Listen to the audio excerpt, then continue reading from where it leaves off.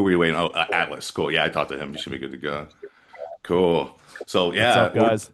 what's going on, Sorry. man? You got the real professional setup. No, I just got Seriously. finally got good lighting. Oh, you're talking about the mic. I was Yeah. hoping that my camera quality looks better than normal. Also, Yeah. nice to meet you, Jeff. I love your Hey, what's YouTube up, man? stuff. Oh, cool. Always Yeah, good to is that see the you, first time? Alberto. Yeah. Yeah, I just had a yeah. consult with a dude from Australia earlier today. I was like, all right, starting early with the Aussies. Who? There's not many of us. He was an Asian guy. It always freaks me out when I have That's like a half of us. I know. Every time I Yeah, see an yeah. Asian and they have like an accent. I don't know why. Like if it's like British or Australian, I'm always so thrown off, and it's like you can see it visually. I'm like, I don't know why. The classic Asian Australian fitness stereotype is like they're just an absolute weapon at drug tested powerlifting, and they Yeah. love going to raves on a weekend. So this is a natty bodybuilder. Looks fucking crazy. I thought he was Yeah. enhanced. I told him that. He's like, dude, you made my fucking day. Thank you so much. When I told Oh, that's him, huge. oh yeah, that's you all the time, GVS. Yeah, yeah, it's quite a lot. More and Well, more. that's a good thing. Well, how far are you out now, Alberto? Oh, I got months, man. I think mid-October, You maybe. guys start long, right? Natty preps, so those generally like a lot longer. Yeah, yeah, yeah, for sure. At least 16, So do you 20 go be like more straight to reasonable. Worlds, or you go straight to Worlds, or you do other shows? I have a few qualifying shows and then one for funsies. Well, two for funsies. I got the local NPC one here just Oh, that's because, cool. all my boys can make it to that. Is that So Lieberman? that Who does that? I don't know. I just pick. I just it's called the Supplement Giant, so it's not very big. Colorado Is it natural, bodybuilding right? sucks. Or is not No, natural? no, Oh, okay. I don't want to do a natural show, man. Like when I do an NPC show, I don't have to mess with the polygraph times. Like I hate taking polys. It's time consuming, another thing to schedule. The NPC is so clean because if you do bodybuilding, you're like up there like in 15 minutes. Show Yeah, starts at they 9. get you fucking out of there. Because they got all the goddamn physique people. They got to get on there. Yeah, yeah. Well, and all the behemoths that are like on diuretics, it's like, well, I don't want them Yeah, passing out yeah. backstage, so let's get them on there. Will you win? Like, how would you think you place in that with all the oh, natties, with all the enhanced people? I do better than NPC. Like it's That insane. yeah. Do you Local win? level. Like you'll win your class? You think you complete as middleweight? Yeah, I'll probably win my class. I'll be in the bottom tier, the middles, and then last time I was this close to getting the overall, but they just the Oh size man. discrepancy was too huge. Where they're like, it just unless you're at the judges table, we get booze or something. So Yeah. Oh, that's Do awesome. people ever get done by the polygraph? Like, so if you pass, yeah, or is that if you fail the polygraph, they'll order a drug test back? We have to get some of this guy's bodily fluids. it's tricky. It's tricky because obviously there's legal repercussions to telling someone they can't compete. So this is where you kind of finesse it. Like I've heard of a lot of people failing actually, and they just tell you, well, you failed, and they leave it up to the athlete, hopefully, to be like, well, I guess I failed. Uh, because Oh, from right. So it's there, on you to be like, I failed a I polygraph. I failed. can't Yeah, in yeah. good And conscience do it. yes, yes. And usually they know because, like, I mean, these things are. Last time I took a poly, the SARMs thing like created some glitches for me. So we have to sit down and go over that segment, and I'm like, bro, like, first of all, that'd be the last thing I take if I was going I to would Right. take do real something. steroids. Yeah, exactly. You're a fucking Yeah, girl. go with the evidence, right? So I had a discussion that just probably set things off because I see it all the time. Like it's at my gyms, they literally have little 18-year-olds buying their SARMs like it's a starter kit, right? So that's probably where the emotional outburst came from because I wouldn't take that. I'd just take steroids. Yeah, exactly. Right. Yeah. What's up, Atlas? Thanks, man. I know it was gonna be a little trouble getting you on. Appreciate it, dude. Yeah, sorry, had to get the kids out of the home. Hopefully they're gone long enough to give us some time. Yeah, we'll probably hear my screaming Can you guys hear daughter me? at some point. Yeah. Yeah. Yeah, Awesome. man. So Likewise. we're able to make this happen between all the five of us and four time Yeah. zones, three different continents. So thank you guys so much. I really appreciate the time. This is gonna be awesome. I'm really looking forward to it. I guess maybe for like anyone who doesn't know, I'll kind of like give us a quick little like summary of maybe what our kind of lens may be, and then you guys correct me if I'm wrong real quick. But for me, I'm kind of like the bodybuilder looking at things through a little bit more like the expansion compression model lens. The enhanced one, not that. I mean, that means you won't listen to me, I guess, about things. And then I would say we got Alberto. You are kind of the OG pro natural bodybuilder, very like science and evidence based. You've got some really smart people around you, but you also obviously have the practice in the trenches to know what's kind of real and what's not the best advice out there. And GVS, I would say you're more like the gym bro who doesn't compete, really works out a lot of intensity, kind of like older school training mentality, but always learning and evolving, but not married to every new study that comes out. Like I don't think anyone should be. You got Atlas, a little bit more non-traditional, more like functional strength to kind of build a powerful physique. I wouldn't say you're looking trying to look like a bodybuilder. Is that right? You're just trying to look strong and powerful and build the muscle where you want. You're not trying to like win anything on stage, right? Yeah, never thought about stepping on stage now. Yeah, yeah. You just want to look powerful. That's what I feel like when I look at you. I feel like you want to look as manly as possible.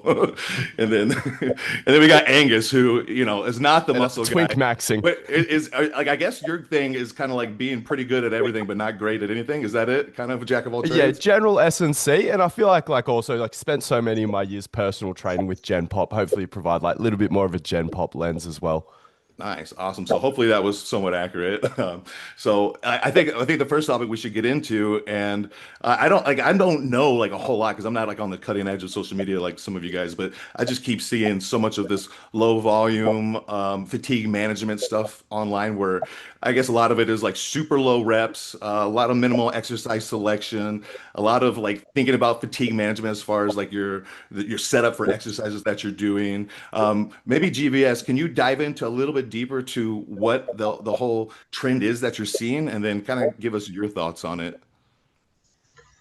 Yeah, so it seems to be mostly a hypothetical type of thing where they see some study that says, hey, in an acute sense, in the short term, a set of FAV seems to provide less fatigue and impacts your recovery less than, say, a set of 8, a set of 10, a set of 12, a set of 15. But when you zoom out and you actually just compare these on a set to set basis, hypertrophy does seem to be the same. And it also kind of ignores the repeated bout effect. You can get really good at sets of 12 or sets of 15 or even sets of 20 or higher if you do them. And I found that just because I do these on a habitual basis, I don't really have recovery issues with higher reps. And often the benefits of higher reps are kind of ignored. So for instance, I do a lot of higher rep lower body work. So if I'm doing, a set of leg press, a set of Romanian deadlifts, I'm often 10 to 15. I'm sometimes 15 to 20, just because that seems to, at least for me personally, take the core out of it. And it provides like just better stabilization and bracing in that area. Whereas if I do a set of 4, a set of 6, which on paper, according to some people, is optimal, form is more likely to break down. I find that my erectors and just my ability to keep that braced core position, that is what is the limiting factor for me. And the muscles that I want to train just don't really seem to be getting hit very much. I'll finish a set, it'll be hard, but there just won't really seem to be any kind of effect. My progression will stall very easily. And so a lot of these people, they're just hyper focused on fatigue, and often with these more hypothetical models that don't really always reflect reality.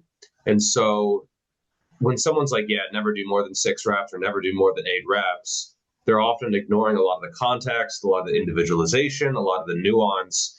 And I tend to either ignore people like that or call them out, depending on, my mood, I guess. And there's nothing wrong with lower reps. And I think there can be a lot of benefit. And I do a lot of low reps, but it's certainly not all that I do.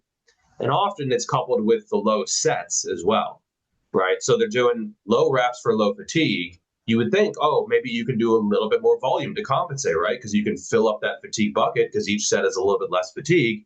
But no, often it's coupled with low sets. So it's, oh, just do 1 set of 5 and you're fine. Well, some people might be fine. A lot of beginners will be fine, but a lot of people won't. A lot of more advanced lifters just need a little bit more. Actually, I think Dr. Eric Helms is a really good example. He just needs a lot of sets in order to make progress. And it's not that they're not high quality sets. I've seen them. They're extremely high quality sets. He's just very resilient and very tolerant and not as sensitive to the stimulus, maybe. And so he just needs a little bit more. And so I think because it's low reps and it's low sets, I think more often than not, it's just selling the easy route out. What do you think, Alberto? I think basically everything GVS said, like right on point. I think a good comparison here would be contest prep and how fatigue at some point it's just the cost of doing business. If you want to jump to that next level, right? Like if you were prepping, it's like I want to go from 12% to 9% body fat. Oh shoot, I'm feeling more tired. I'm feeling hungrier. Are you just going to turn back now? No, it's just hopefully over time you learn to make it more efficient so that you only have to put your body through as much fatigue as you need to. I always encourage lifters to do that, but there's just these portals, these jumps you consciously have to make in order to keep advancing. To this day, I still see them with my training. A few weeks ago, I had a set of I think it was like 515 on RDLs, and I'm like, oh shoot, like I don't want to do this. I can't do this, but this is what I have to do to like break into that next level. And it wasn't pleasant. It wrecked me for good 2 weeks. But that's just the cost of doing business if you want to keep things progressing. So yeah, low volume can work really well. I do have a lot of athletes on lower volume because just based on their personal situation, like how high of a priority this is. We're just taking the old, boring investment portfolio idea, and it's like, you know what? You'll be very wealthy, and from a muscular standpoint, in 20 years, doesn't look very exciting right now, but hey, it's going to be consistent. It's going to trickle. Eventually, you'll hit a lot of those natty pseudo walls, but it's going to happen. It's just like with GVS, he wanted to get to these dogfights sooner, so he kind of bum rushed the situation. And Eric, like he's at a place where he's my age. He's in his 40s, right? So he's like, all right, I got to cash in now. We're going to throw everything that makes sense at the situation. So there's a time and a place for both, but I think with one of the side effects of fatigue, if it's done right, is going to be greatness, and if that's what you're pursuing, like don't be scared. Like, why is it supposed to be easy? Like, I thought the low volume was Damn, like that Dorian hit Yates so hard style, at the end. right? Almost like he You're so planned it. philosophical. You look like Jesus, and you always have such deep philosophical things. But it's like that was Dorian's thing. Like he did lower volume, except for his legs. Like you kind of point out, GVS, he went a little higher there, but that was his whole thing. Like if you're going to use that low volume, you got to fucking actually fatigue yourself still. Like you got to make Mhm. yourself work. And now they seem not to do that. So Atlas, I don't know if you're a higher volume or a lower volume guy. What is your training style as far as that? And what was your whole thoughts? I mean, I don't think you're really into fatigue management, but what's your thoughts on this whole new No. push? Well, I mean, I'm not ideological about volume at all. I mean, I use different tools for different exercises. A lot of times I'm kind of forced into a low volume style just by time pressure, so I try to get the most out of it possible. But I mean, if you can get as much out of Mike Mincer style as you can, that's wonderful. That works well for anyone with responsibilities. But yeah, I'm not. I mean, different exercises I'll do completely different styles. Like some exercises I might do 1 to 2 sets to failure. Some I might do 5 sets to failure. Right? I mean, if you really think you're exhausting yourself on 1 set to failure of pull ups or rows, no. I mean, you're not at all. Right? Something like that you need more. But then there are some exercises where you might very well be able to get away with 1 set. But as far as the as far as the high reps thing, yeah, just I mean, I agree with everyone else.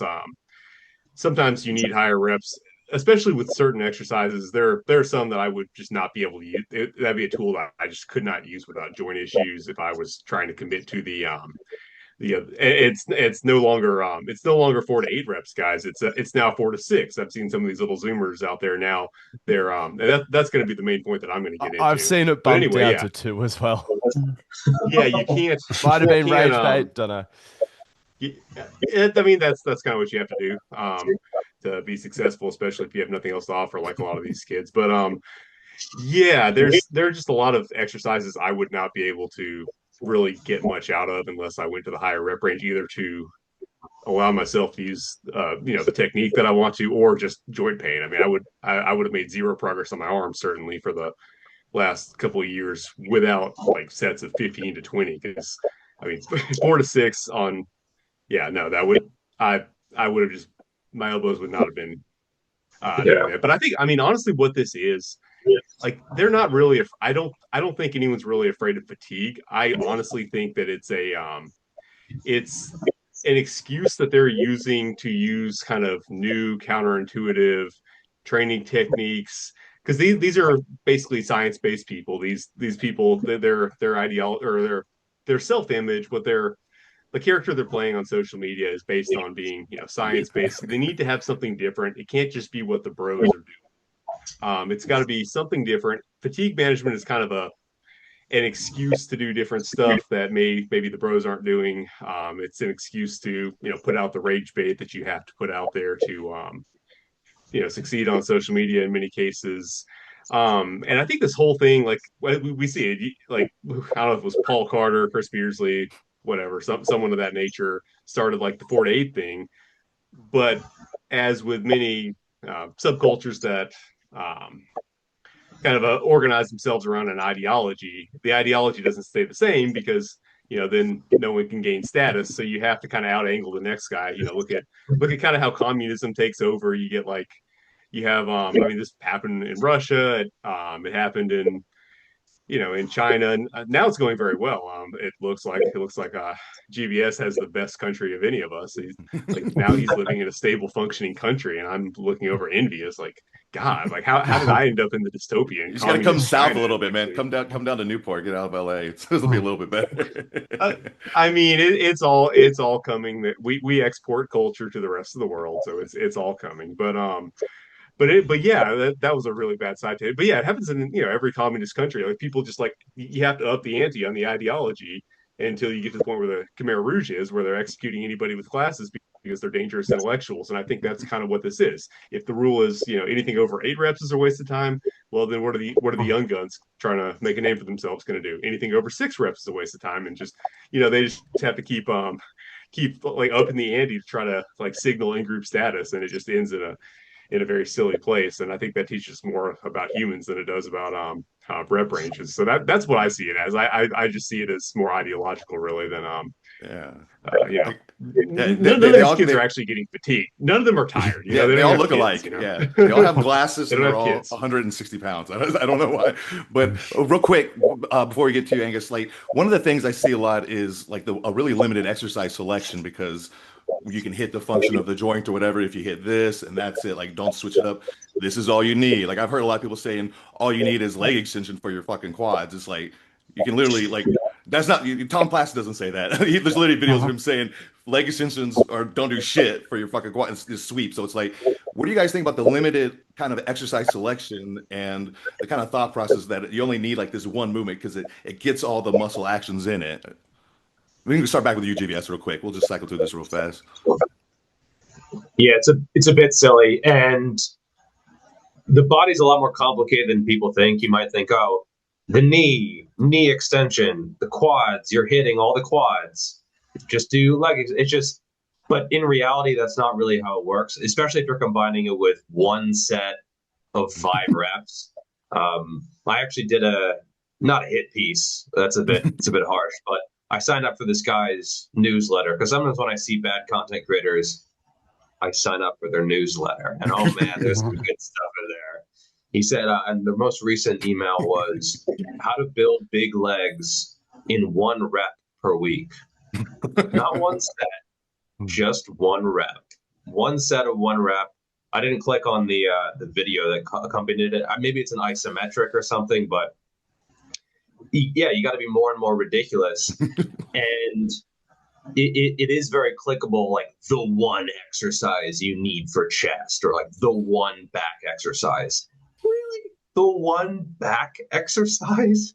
Do you know how much stuff is going on in the back? I mean, there's a lot of stuff going on in the back. So the idea that you'd hit it all with one exercise is a bit silly. Maybe this is tailored to people who just don't have very high goals. I think you can develop an okay back with just pull-ups. you're missing a lot of stuff. You're missing the erectors pretty much completely. You're missing a lot I mean, you're missing the rotator cuff. You're missing, you're gonna hit the teres, you're gonna hit the lats, maybe a little bit of lower traps. I mean, you'll look beach ready off of that. And I think you'll develop okay quads on leg extensions. But you could say the same on squats. You could say the same on leg press. I mean, you'll be fine. You'll be okay, but you'll develop okay hamstrings with just back extensions. But you probably want something for the short head of the hamstrings. And so, yeah, you're going to be missing all these little pieces. And this is where knowing biomechanics makes you realize how silly this advice is. Because you learn about regional hypertrophy, you learn about different muscles that aren't quite hit the same way, and you're just not going to develop a complete physique, which might not matter for a lot of people, right? Because it's not like you're walking on the beach and I see some guy and I'm like, his hamstrings could be just a little bit better. Like he's missing a little bit at the bottom part near the knee. I can tell he's been neglecting his hamstring curl. That's an RDL bro for sure. I mean, most people aren't going to care about hamstrings at all, right? Much less full development. So I think this is mostly aimed at pure beginners. And maybe it gets them into lifting and then later they realize how dumb that advice was. But I think that's probably the most charitable representation of what they're doing. It's like people are optimizing themselves out of being optimal, kind of, you know what I mean? Right. So, unless there's someone else has something to add to that, what's your take, Angus, on all this from a little bit more of a GP perspective?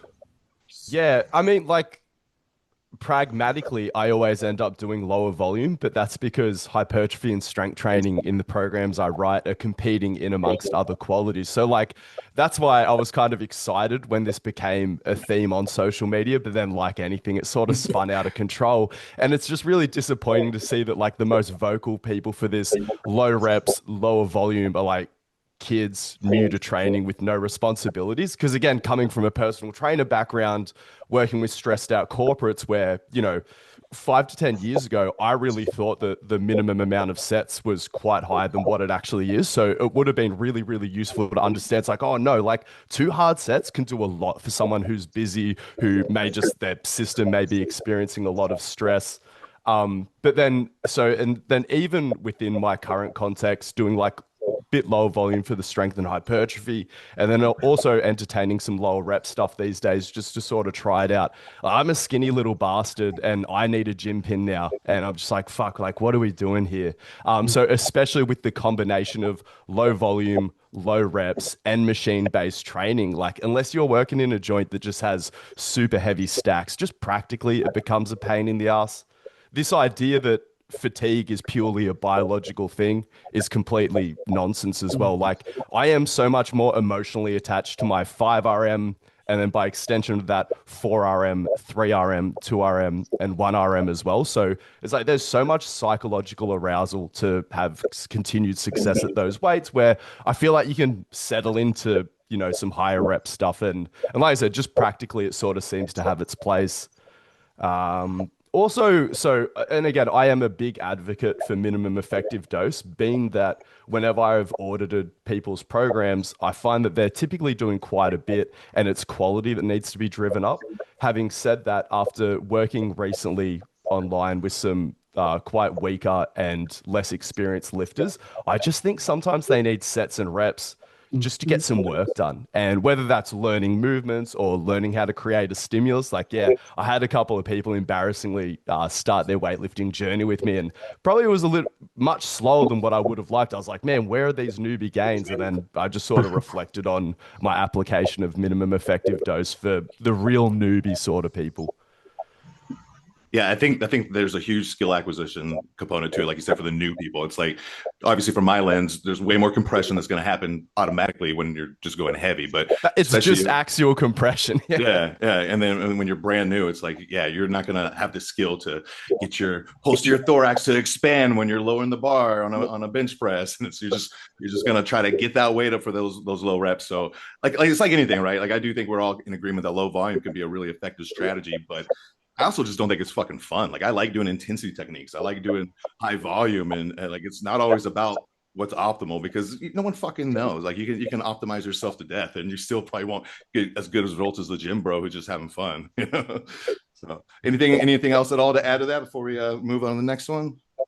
No, I just want to double down on that. Like, I think a lot of young people are naive and pretending that they optimize every single aspect of their life, and it's like you don't need you need things to be good enough, you know. And I just wish the conversation was sort of centered around that. And like I said, I do want to maintain that it is refreshing seeing conversations drift away from like hypertrophy only being associated with high reps and the pump and things like that. But yeah, unfortunately, like anything, just spiraled out of control. Yeah. Um, the other thing that I was really excited to talk about is, are you guys getting that background? Is that coming from you, GVS? Do you guys hear that? Does anybody else hear that at all? Is that just me? I'm getting a little bit of background flare up. I could mute myself when I'm not Let's talking. try that for a second. Let me see if that does it. All right, so yeah, that's way better. Okay, yeah, so just mute yourself until you talk. I don't know how to. Maybe I can do that. I don't know how the fuck to do that though. All right, I'm very not technical, so thanks a lot. Appreciate it. Okay, cool. Yeah, that's awesome. I don't give a fuck. People freak out though. You know how people are. They Like do. they'll be like the smallest little fucking thing. Like I won't even notice at all. Okay, cool. So how to manage injuries, and I think this is really fucked up in the bodybuilding community. I think this is really not done appropriately. But I think that there's obviously a kind of different ways to look at this, and there's value in every way to look at it. But it really depends on whether the injury is kind of something that's chronic, you've been dealing with for a while. Is it like an acute injury? Was it an acute injury in the sense that like something happened to you? Like was it trauma, or did you do something to fuck yourself up? Because that kind of, I think, changes things a little bit as well. So we'll just kind of keep the cycle that we've got going. So for you, GVS, I know you've had a couple little minor flares ups and stuff, and it seems to be more of like typical kind of like chronic stuff. I don't know if you've had like a super acute injury, but what is your thought process on how to manage injuries in a way that's going to like allow you to make progress as soon as possible without missing too much time in the gym? Yeah, it's tricky. I've had a QL injury that has been sort of an ongoing thing for the past few years now. And the first time it happened, it was probably like 10 or 11 months to get back to normal. And I actually had a podcast with Alexander Bromley about 3 months, maybe 4 months after injuring it. And he's like, "Oh yeah, that's a rough one. It took me like 10 months to get back to normal." I was like, "No, that's not going to be me." And it was. It totally was. And so it's been a little bit rough. I've had to change exercise selection. I would say that's the biggest one. And then the higher reps has been helpful as well. A lot of it does seem to be just structural. I have a family history of scoliosis. And so even when I was a runner, I had imbalances that I could feel. My left and my right feet would hit the ground a little bit differently, and I would have different injury patterns on my left and my right sides. So, and it's hard to say if this is completely genetic or if partly it's because of just being a runner. As a runner, you typically run on cambered roads, so one side is a little bit jacked up just naturally, and then you run on a track as well, and so you're always going counterclockwise. And so on the turns, you're getting, and for some reason, it's always the same way, right? It's not like people really freak out when you go the opposite way at the track as well. It's weird. And so you notice they really do. And so you notice adaptations in runners to get better at running the turn. And so they're kind of permanently jacked up. And the faster you run, the more you have to lean into the turn, and it just exacerbates that. And so it's hard to say if those adaptations were from being a runner or if they were earlier, probably a combination. And so it's something that, I'll probably never seriously do powerlifting just because heavy squats don't seem to agree with me. And I'm not going to be breaking any world records anyway. So I've had to kind of use more machines and become a little bit less dogmatic with my programming. I mean, I used to be the guy who I would look at people doing leg presses and think, no, it's not a squat. What are you doing? You'd be better if you squatted. Same thing with a back extension. And so a lot of the tools that I used to scoff at, Smith machine, for example, I almost exclusively do now. because it's helped me a lot. And then part of it is just trying to get back in alignment with some of the stuff you've shared, Jonathan, and that has helped.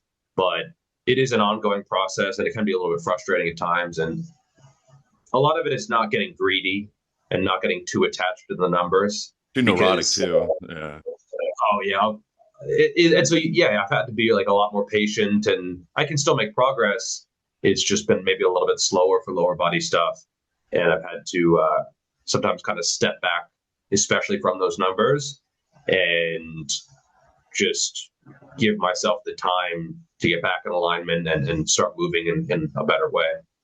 Do you take a period of just not doing shit, or do you like just right away ease into what you can do?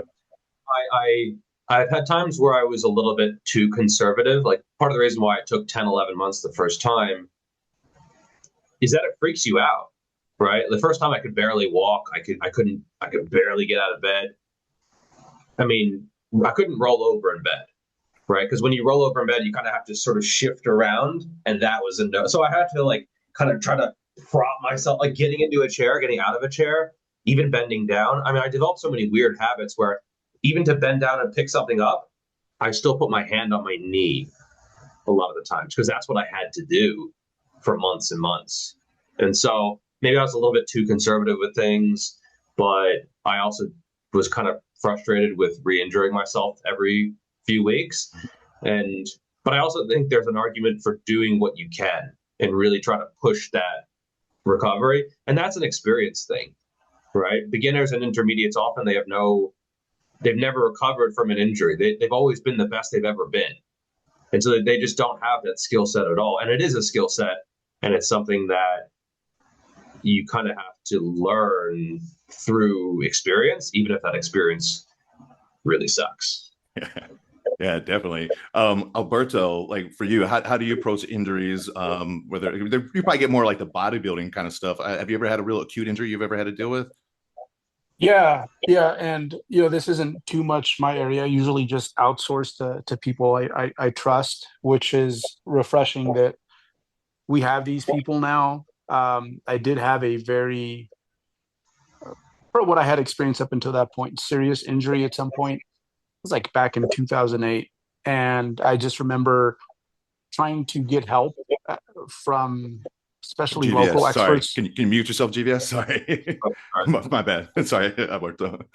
It was very frustrating. It was frustrating because I remember going to Cairo, and first thing he told me when he saw me, he's like, when you get older, all that muscle is going to turn into fat. So I'm like, bro, that's not even what I'm here for. So I kind of lost hope in regards to people being able to help me. And it was like probably the shittiest 2 years of my training career, where it felt like everyone was progressing, and I was just, I remember I was pulling my leg out of my car the first few months. It had all the symptoms of a typical big acute injury. I call the warning signs, like overly stressed, underslept. I was really pushing the envelope at that point. I was like 5, 6 pounds away from contest shape. And I went through with the season, which probably delayed the healing process. But afterwards, that's when I was left with all that mess to untangle.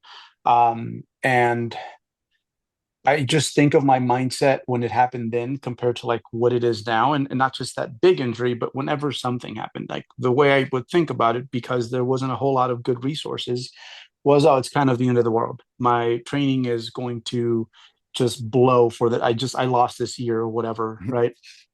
But now when things happened, I just recalled it like, hey, my body's this adaptive machine, and much like it recovers in between bouts, it's going to do the same thing with this. This one just might take a little bit longer because I pushed to the point where there was a negative adaptation, right?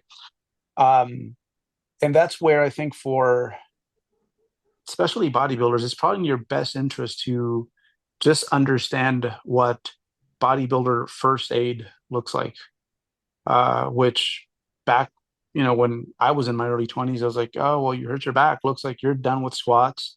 Don't train or whatever. And it's like, no, you've got to kind of encourage your body to and guide it in what direction you want it to go, and be patient with it.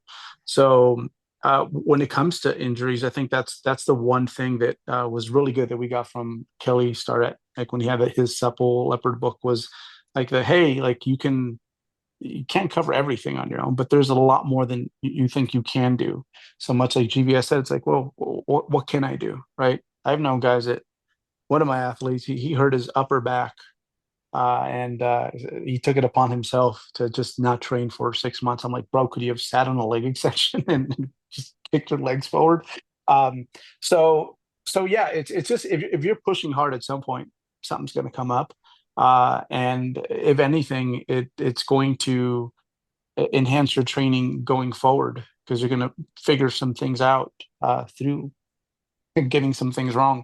So, not that there's ever a good time to get hurt, but thankfully, if it does happen now, there's a wide collection of people who can help you out. And especially the way the landscape is now, you might even have one in your own backyard, which just wasn't the case before. Yeah, yeah, there's definitely way more awareness right now. Atlas, I saw you posting something. Were you doing like back, like kind of graded exposure stuff for like lumbar flexion? Is that what it was? Um, my recent video. Something, yeah, yeah. I think like the last week or so. Yeah, Is that your kind of approach, yeah. more So like graded exposure?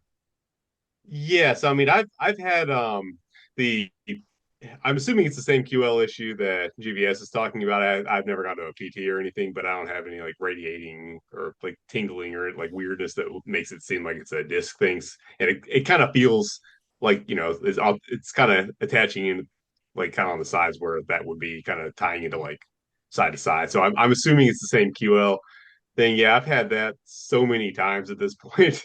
It's not even a thing. Like it's just like, okay, here's procedure. It's kind of that first aid kit like Alberto was talking about, which frankly, it's great that I started young on that, like he said, and kind of built up that first aid kit to where now it's like, okay, I've like exact process, just kind of like, we've drilled this, just very much like tactical medicine. Okay, we practice this it's scary. You're hurt. You can't get out of bed. I've had that situation where I can't get out of bed the next day so many times over the years. But yeah, now it's just a very step by step thing. I'm not even worried about that one. I get a lot more alarmed when like if my shoulder starts to hurt, like the bicep tendonitis, even though like it doesn't cripple you the same way, it doesn't hurt like bad. You get out of bed.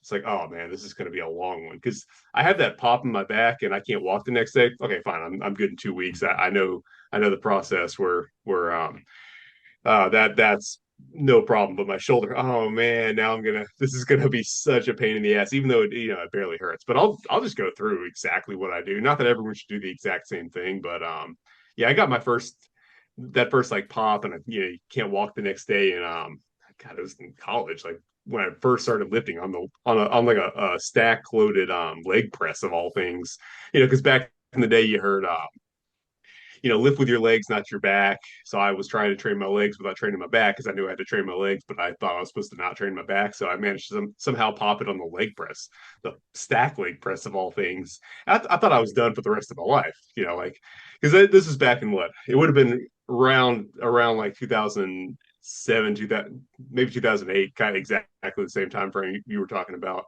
Yeah, things were different back then. You didn't have any of this knowledge, so I thought I was done. And yeah, I let it I just figured I'd have to train around it. I'd just train upper body and I'd train, leg extensions and leg curls for the rest of my life.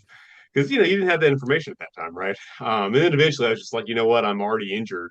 I'm already a cripple, so it can't get any worse. Let me just train around it. And lo and behold, suddenly it worked. And, then I, went from not even knowing what a deadlift was at that time to, suddenly be, just putting hundreds of pounds on it. And, now it's happened so many times for so many dumb reasons too. I've just got to like step by step procedure. First step is rest. I don't do anything more I don't finish out the workout. A lot of times if I completely stop, I can actually dodge it and it won't be nearly as bad. Um, at least a couple days of rest. Those days where I can't get out of bed, I try not to. Now these days, I not an option because I have kids, unfortunately. But also because of a lot of the stuff I've been doing now, I'm usually not as crippled, so I can still get up and do some stuff. After like maybe 1 or 2 days, when I can kind of walk, uphill walking, I'll start. I mean, stairs if possible. Ideally, hiking over broken ground is a lot better. Walking uphill, perfect first exposure. After that, I'm ready to go back to the gym. Start off with training the hamstrings, glutes, walking lunges are great. Usually hip thrusts work pretty well for me, hit or miss, but usually hip, like glutes and hamstrings, and also abs, doing some kind of sit-ups of some of that nature. Then it's time for back. Now we're going to start with 45-degree back extensions, get a good pump, just progressively increasing the range of motion on the 45-degree back extension. Okay, that's good. Now it's time to reintroduce pulls from the floor, and I'm going to do exactly what GVS described. I'm going to like he described, I'm going to brace on my knee and reach down. And what does that mean? A straddle style one hand deadlift. That's my first reintroduction to pulls from the floor. It's very back friendly because you're doing exactly the position you'd be in if you're trying to cope with that injury anyway. So that's what we do for very high reps to start with, kind of working up. And in addition to just kind of being a very gentle, low back friendly movement, you're also getting a little bit of kind of unilateral QL work, kind of help with that function. But I feel like that helps it to kind of get its shit together a lot. For whatever reason, that's not scientific terminology. I'm not a PT, but it helps to get its shit together. And then after that, usually I should be able to do some like light high rep conventionals, and yeah, then after that, good to go. So that's just to show you kind of like what your first aid kit can look like eventually. So that's one I've specialized in. But then, like I say, I get the upper bicep tendonitis. I get scared because, oh man, this is gonna take forever. I know some stuff that works, but it's not as fast. I'm not as confident. I haven't built up that skill set nearly as well. So you more just rest with that one and just take it easier, dial back the intensity a little bit. Yeah, I mean, I just have to just completely stop doing any presses that aggravate it, and stop doing any curls that aren't stabilized in some way. Just usually there's some press that I can do, and it's always random. It's not always the same one. Maybe it's strict press to the front. Maybe it's handstand push-ups with a neutral grip. Maybe it's behind the neck press. Maybe it's Klokov press. Who knows? It seems doesn't like make any sense. ER a little bit. I don't understand. But there's always something. There's always something that I can do that doesn't agitate it, and I do that. Try to get blood flow in there. But yeah, anything that agitates it, I completely cut out. Some people, I mean, I think some people kind of want to be a little bit too movement optimist and say just like, don't worry about it. You can, just your body will adapt. I'm not on that lens. I think you need to, like, if it's hurting. I mean, maybe there's a time and place for that. Maybe for like beginners who everything's going to hurt, completely out of shape. But if you're more of an advanced athlete, if something's not feeling right, you got to listen to that, or you're just going to make it worse. Yeah, not every adaptation's a good thing. Do you QL guys? You guys do like side bends, right? You're doing some sort of like side bend in your programming. Yeah, right. Like some lateral flexion. Yeah. Cool. What about you, Angus? What's your take? I know you've got pretty good insight on this subject. Yeah, I mean, I'm squarely in the church of Greg Lehman. Like when it's any acute stuff, calm shit down, build it back up. It can be more complicated. That can seem a little bit more complicated than that. Doesn't always work out the first time. Isn't always a linear process. Some of the things I've been learning about when it comes to chronic injuries that I think are really interesting is just that we dramatically underemphasize the role of metabolic health, especially when it comes to like tendons and things like that. And I think that this is probably something, especially bodybuilders who are using a lot of performance enhancing drugs, like often have absolutely heinous metabolic health. And I don't doubt that like with all the insulin use and overfeeding and stuff like that, that there are some severely diabetic tendons. And like, I think apparently there's all these like crystals that sort of build up in your tendons when your blood sugar's chronically high. And like really, I recommend looking into Jake Tura. He'd also be a phenomenal guest for your show. He's just like absolute tendon guru. Cool. Really cool guy.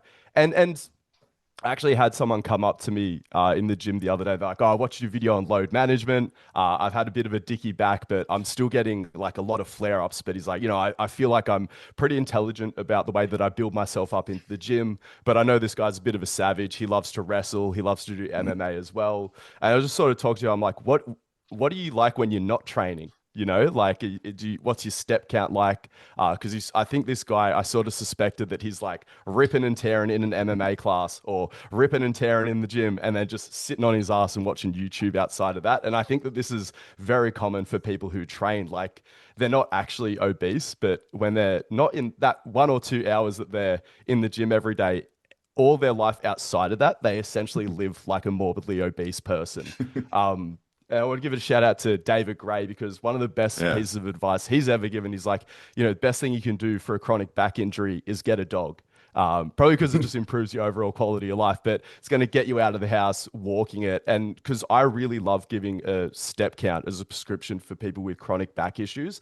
But again, like not your classic body composition step count where like I see everyone after 8 p.m. in the gym, just walking up and down, doing laps of the track, trying to cram in their step count, but having a step count, but actually trying to encourage them to spread it out throughout the day. And this is just really challenging for a lot of people who have regular matrix jobs because their boss doesn't really give a shit about that sort of thing. They don't want them taking, every half hour just getting up and knocking out 1,000 steps or something like that. But I honestly think strategies like that often have the biggest impact, even on active people, because again, a lot of us dramatically overestimate our physical activity levels outside of our explicit training. And I just think it can be so impactful. Like I said, especially when you're reflecting on your training in the gym, you're like, nah, like I don't really see any red flags. I'm not being a massive idiot there. Like, what other levers do I have to pull other than just trying to be more optimistic about it and like trying to rethink your view of pain and, stuff like that isn't always the most enticing strategy. Yeah, yeah. I mean, I'll try not to like. I won't speak long on this because this is like my jam more or less. But it's like the way I look at it for sure is if you've got like a chronic issue, and I feel like this is where the bodybuilding community gets this wrong. It's like if you have a knee that's been fucked up for years and it's always giving you issues. Don't try to just fucking load it the same way you've always been loading it and think hopefully now it's gonna magically fix itself. Because if it does, then you probably got some shitty bony bend adaptation or some negative shit that's finally said, I'm fucking done. I'll do what you're forcing me to do, and that'll cost you somewhere else. So I do think there's this huge value in understanding like where maybe you are lacking expansion or the ability to create expansion for certain movement patterns. And so many of our chronic issues are positional shit that we've had forever.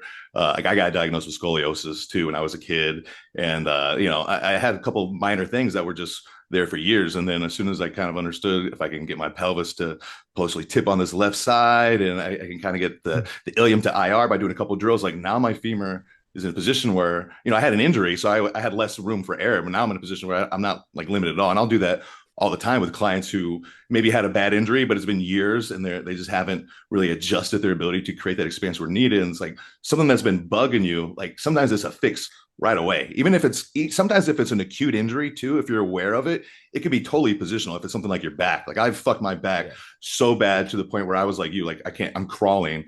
And this is definitely not always the case at all. But there've been times where I've created the right shift and done the right thing. I'm like, fuck, I went from crippled to 98.5% better. But when you do have an acute injury, like I fucked up my elbow in my last scrolling through IG video, making fun of that fucking Judd Leinhardt dude.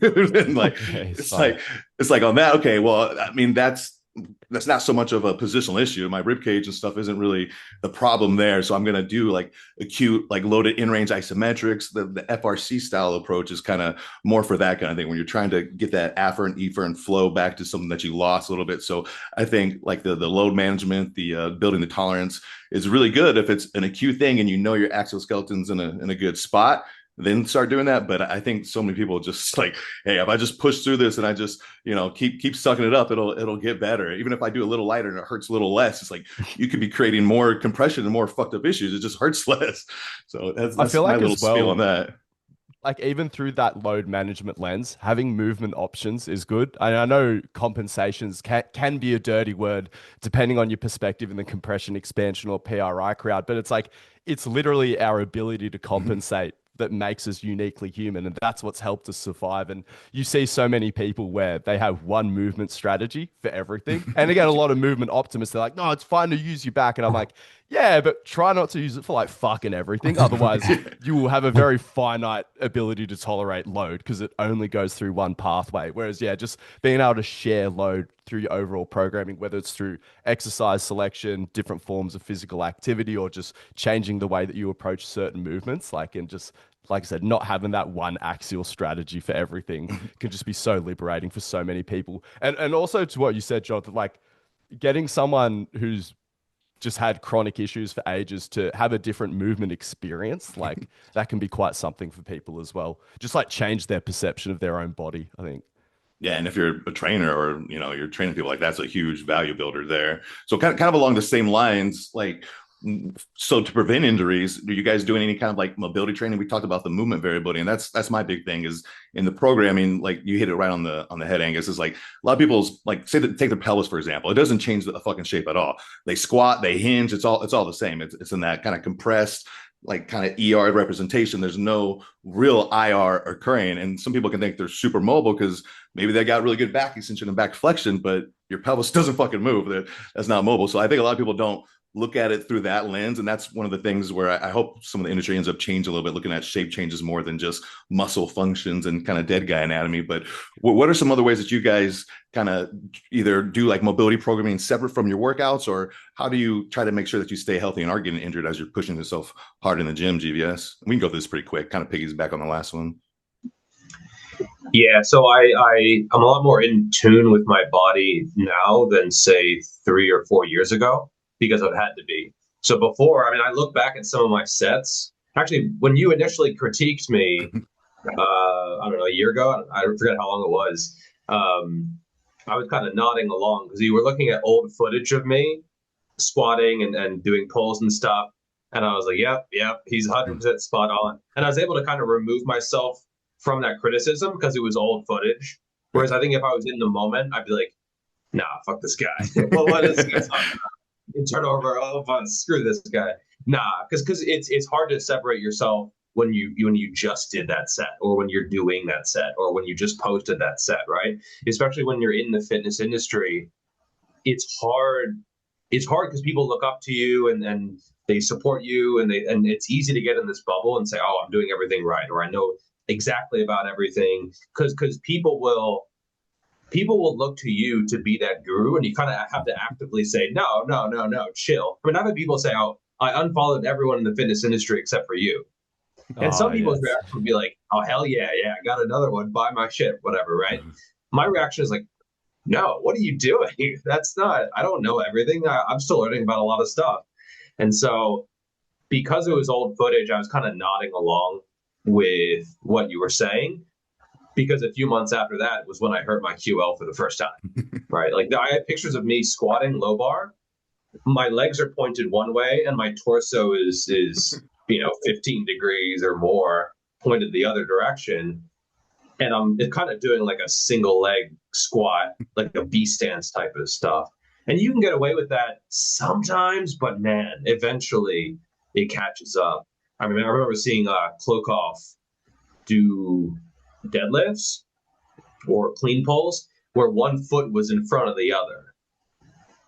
And most people are like, what is he doing? And I knew exactly what he was doing because that was more comfortable for him. That's our natural thing. When you got that right side so far back, if you don't move it forward, then you're fucking screwed. I was the same way. Well, for me, when doing a mixed grip on deadlifts, left under felt great. Right under felt awful. Just so like or even just doing a one-legged deadlift from the floor, one arm would feel way different than the other. Or Bulgarian split squat. Left leg forward, amazing. Right leg forward, what is this? And my strength might not even be all that much different, but the experience wildly different.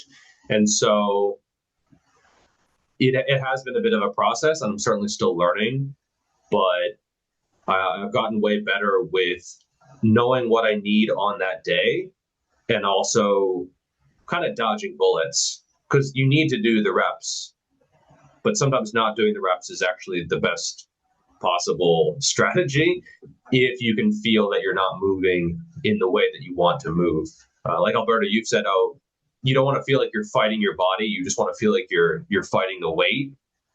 There were a lot of movements looking back where I was fighting myself as well as the weight. And ironically, actually, that 10 months that I hurt my QL, it was some of the best quad training I've ever had, because I had to find other solutions that ironically actually worked better than the stuff I was doing, which was ending up being a lot of hips, a lot of back, a lot of lumbar.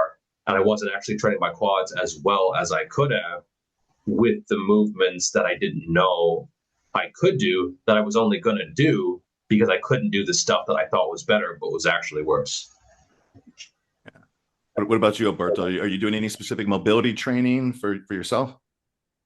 No, not really. But something Angus said, just I've found it to be really true. And that is the just taking small walking breaks. I when I stay on top of that personally, boy, is it just it seems so insignificant. But before you know it, you connect a really hot streak with your training, and you're like, oh, what has changed? Oh, that's right. I'm not just sitting at the computer all day, which is something that's very easy for me to do. Um, but I've noticed that when I get my athletes to do that, big difference. They also feel a whole lot better because they actually get to go outside most of the time. Um, and this is another thing that I will get with my more casual bodybuilders, like maybe not guys that are like 100% about this, is sometimes they want to include other types of movement, maybe a little pickleball, a little tennis, or whatever. And I think this is important because a lot of the folks that come down the bodybuilding pipeline, like this is their first athletic pursuit. So just like with kids, it's like, hey, don't specialize, when they're like 7, let them play around a little bit. And same deal, like they're a little concerned because they want to include all these other activities now. And if anything, through my own personal analysis, what I've seen is that the athletes that do that, first of all, it sucks like the first 6 weeks or whatever, but your body kind of figures it out eventually. uh, they're less likely to get hurt, even though they do a little jogging, even though they play a little tennis. So for a lot of bodybuilders, that this describes you. This is the first thing you've done athletically, like ever, outside of playing as a little kid, which is becoming more and more rare. Something to consider, and you'd be surprised how little, if at all, it will impact your primary goal of growing muscle. So yeah, those are probably my two main things. It's like, hey, go do other things with these muscles, like walk, you know, play golf with the wife, whatever. But yeah, it, You're it pretty much stops there. You're Yeah. like so intuitive with stuff. People really like that about you. It's like what GVS was saying, like the way you say you want to fight the weight, not fight your body. It's like from my lens, it's like I'm starting to get excessively compressed, and I can tell like I'm losing that tension on the muscle. And the way you're talking about doing these other things, it's like increasing your movement variability. Don't just sit there and do everything there. So it's like a lot of the stuff we know intuitively too. Like you don't Hmm. necessarily need to follow some guru to tell you this, but like I said, I think that's a really good perspective that you have without being deep into it to know it. Now, for you, Atlas, like, is all your mobility pretty much through your actual resistance training? Do you do like static stretching? Do you do any specific mobility stuff? Yeah, kind of all of the above. So my approach to it, because when you actually get into mobility training, it's a lot. I mean, like you end up with as much, it's a full workout schedule, and unfortunately, I don't get to just work out all the time. I'd love to, but that's not really an option. For most people, right? So rather than just kind of do full on mobility sessions in addition to regular lifting, so my approach is basically to really emphasize the mobility stuff when I'm cutting, because obviously I'm not cutting for competition or anything, so it's not like I'm trying to get dialed in for a show. So I treat that kind of as the off season. That's something that me and GVS can do, since we're not trying to do a show or anything. That's kind of the off season, and your I guess your bulking is kind of the on season, when everything has to be focused on, like in your training has to be focused on actually using those calories to produce muscle. But the cut, it's a great time to just focus on something where you're not going to gain muscle anyway. So let's focus on something that doesn't require muscle to make progress. So I really put mobility on the front burner when I'm cutting, and try to do a lot of good, get a lot of good work done during that phase. And then just during the bulk, I just try to get some bang for your buck stuff that incorporates mobility into hypertrophy training. And as it just so happens, there are a ton of really great options for that. And in fact, some of my favorite exercises, check both boxes. Now, don't get me wrong, I still backslide, especially like on hip mobility. I'm always backslid by the end of the bulk, because I don't really care about growing my glutes, obviously. So that's not really a high priority when I'm bulking. So the hip mobility I've definitely backslid on, but still, that approach has been fairly good. That's helped a lot. And yeah, just general movement variability helps. I mean, if you're doing the same thing over and over again, whether it's, you know, your conventional exercises, your unconventional exercises, if you keep doing the same thing over and over again, you're going to eventually get an overuse injury. You type on the keyboard long enough, you do it. So I tend to put a little bit more rotation in, I think, than most people. I kind of push the envelope on a lot of stuff more. So I have to use a little bit more rotation, keep a little bit more variation in the schedule. And I find that that helps really well. Even if it's something where I would totally get injured if I did the same main lift to this intensity every week. If I make it like every 2 weeks or every 3 weeks and have a little rotation, that keeps things fresh enough that that's not really an issue most of the time. Usually I don't get injured unless I know I'm breaking my own rules and doing something stupid, which I do. That's how it fucking always is. Yeah. Before I filmed that fucking clip, I was like, I'm about to fuck myself up doing this. I was like, there's no way. I'm 4 weeks out, 5 weeks out. I'm gonna fuck myself up. So yeah, you're right. Like that's usually what happens every time. Like last time I hurt my back, I was driving to Vegas and I was dehydrated, drove all day and like did one set, felt like the tiniest little bit. And I'm so hyper, I'm like, there's nothing, and then fucking fucked up. Last time I fucked up my back like 2 years ago. So that's something that we definitely get better at as we get older. I feel like you lose that aura of being invincible. I don't think any of us fucking feel like that, probably. So what about you, Angus? Do you do a lot of static stretching with your gym pop? Is that something that you incorporate at all? How do you do mobility? Not really, unless they have like explicit mobility goals that can't be achieved just with Yeah. full ROM, squatting, hinging, overhead press, just training a little bit more golden era style with a bit more variation. And that's a lot of my injury prevention protocols and philosophies sort of stem from the GPP philosophy. Just, get people training more variously because I think there's so much magic in all these different forms of exercise, not just different movement patterns, but one of the things that I really like to do is like just what I call exposing people to a more complete spectrum of locomotion. So as much as I was like, the chronic step count is something that's really good. Motions lotion. You can also get so much relative motion because again, we love all these gait-based exercises in the weight room to restore relative motion. And it gets like your step count can just manage that chronically. But even right the way through into some high velocity stuff, such as jogging, especially if you can't handle sprinting, because again, sprinting can be something that makes you more resilient.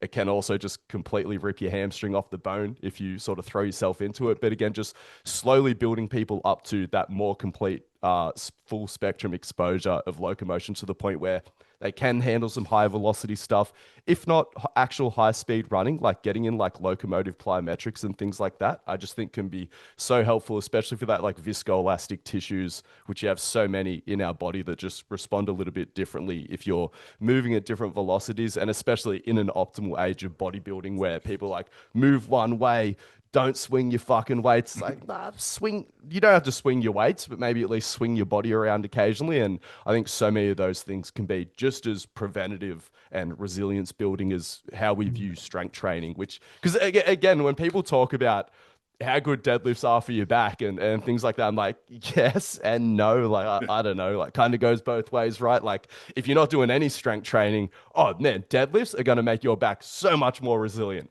If you love your strength training, it's like, we got to look elsewhere. Like deadlifts are probably the thing that are fucking your back at this point.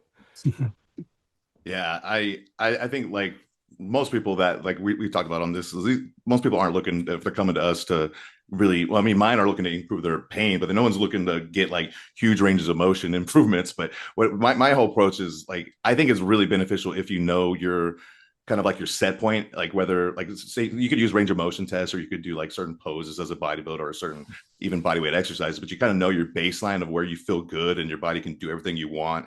You feel connected to the muscles. And so for me, I'll do just a quick range of motion test. I mean, I can usually tell if it's going to be fucked before I even do it, right? But and if something's now right, I'm going to probably do 1 to 3 positional things to create the expansion that I want.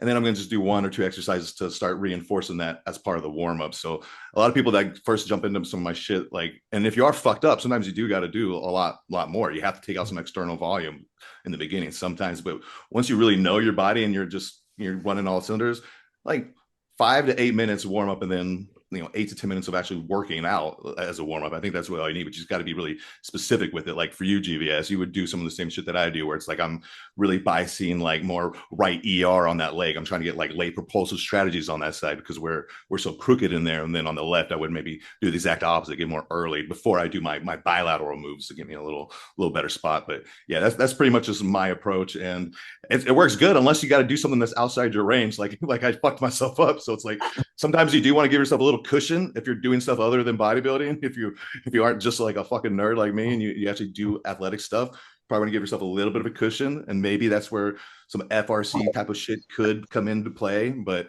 yeah, in general, I just want just enough space to do what I got to do. Nice. All right, cool. So this was the topic I was really excited for, guys. We'll kind of finish on this one. Are there any beliefs or anything that you do in your own training that goes against conventional wisdom? Like anything that you believe in, like your heart, or that you think is true that maybe science can't prove true or hasn't proved true yet?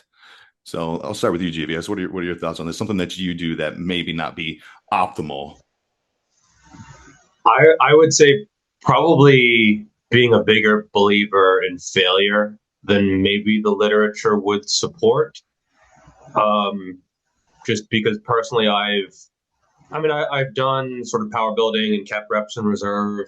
And it just, even if I'm doing a lot of sets, often I just don't go anywhere, especially on some movements or on some areas. So I might do an overhead triceps extension where the cable's coming from up above and I'm twisted, I'm leaning away from it so I can get the hips involved and get a little bit of a cheat going. I might go 4, 5, 6, 7 reps beyond failure, and then just kind of control the eccentric, and then cheat into it, and then control the eccentric, and and it looks awful. It looks terrible, but you realize how many people are actually eccentrically overloading the long head of their triceps. No one, like almost no one. It's just it's so rare to see. And I heard stories about Steve Reeves he's doing dumbbell incline curls. He was using like 75 pounds apparently. That's a big boy weight. I'm not quite there yet, but I heard stories of him kind of kicking the dumbbells up with his knees and then slowly lowering them, kicking the dumbbells up with his knees and slowly lowering them. And I wouldn't really advise this generally. If a beginner came to me and they said, "Hey, should I do eccentric overloads?"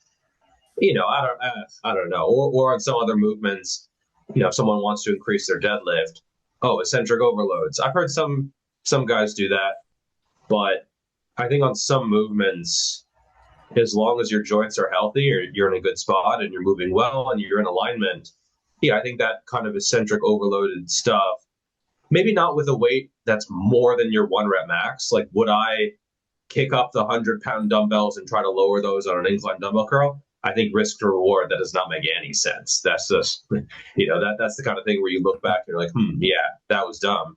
But I think if you're doing an 8 or 10 or 12 rep set, maybe cheating the concentric a little bit and then controlling the eccentric could make sense. And I'm not sure if we're ever going to have literature exactly on that, because it is something that it does take some getting used to. And I don't know if a 4-week or an 8-week study is quite going to capture exactly what that is. But that's something that's maybe it's a little bit off the beaten path. But if someone's late intermediate and they're a little bit stalled, that could be worth considering. Well, there's a skill to it too, kind of like you're saying, like you do it and it's on the muscle. Like when I analyze your tricep, like you can see, yeah, you're getting a lot of movement, but you're still pushing tension to the muscle. Someone might try to do that and they might be in the same study, but they fucking compress like shit and they put it on everything else because maybe it's going on their actual axial skeletons, going on their soft tissue. They're not. So that's one of the things about the studies. It's like so hard. Like how would you ever show something like that? Yeah, no, I've seen some studies, and I think I try to be charitable with the scientific literature because I've never ran a study. I've never been to an exercise science lab. And it must be difficult to design the study and then who do you make it ecologically valid for? right? For advanced guys, like, are we really going to need a study to tell us Right. exactly what to do? I mean, so I think if a study is aimed more for beginners, that's most people anyway. So maybe that's actually a good thing. And so, yeah, I more and more studies seem to be filming and videoing their sets and giving examples, which I think is a really good thing and should be absolutely supported. But sort of the downside is that I've seen some studies where you look at the technique and you're like, okay, well, that is dog shit. What is that? And so, yeah, when a study's like, there was no difference between this and this, I was like, yeah, but they're both kind of not good. And if I was coaching them, it would be way different, or we wouldn't be doing this at all. So it is one of those things where maybe the literature and exercise science will get there eventually. But as an advanced lifter, I think looking for the answers in science is probably not the right exact place to look anyway. And so, yeah, I think maybe using it as a starting point or as a good general recommendation is fine. But I know my training is not, it's just based on my own experience and what has worked for me and what I think might work best. But it's not necessarily quote unquote evidence based, right? Maybe there are some aspects to it, but it's a lot more on the experiential side of things. Yeah. Yeah, and people should not be afraid to experiment. That's something I say all the time too. I feel like this whole science-based wave has made people afraid to see how their body feels with variations and trying different fucking things. Like I tried like 20 different seated rows on a cable just to see what it felt like, different levels of elevation with different things going on. It's like now these kids that's it. Like that's the way to do it. That's the one thing. So self-experimentation is a huge part of this journey. I think if you're not doing that, you're missing out. So Alberto, and you've been bodybuilding for like 20 years, right? Is that about right? Like have you? He's been almost 20 for me. Yeah. 26, 20, yeah. 21 for 26. me. So have you found something in the trenches that you just have come to believe that works, that you haven't really seen come to fruition in the literature? Oh, there's a bunch, but I think the one that comes to mind today is it kind of plays off the whole, phenotypes. You have ectomorphs, endos, mesos. The way I see it is more so you have some people who are storers of energy, and then there's some people who are more obesity resistant and are burners of energy. Prime example of this, probably the most genetically gifted bodybuilder I've ever seen, but he didn't even bodybuild. He did the smart thing. He went to the NFL. Young man by the name of Maurice Jones-Drew. I remember seeing this kid, 17, 16 years old in high school. There was not a muscle missing on his body, and pretty sure he was just doing, shitty little weight training, whatever they had him do, right? But name the muscle, yeah. Tibialis, he had it like just exactly how you would draw it up. About 5'7" maybe, but at that age, probably having top ramen for dinner.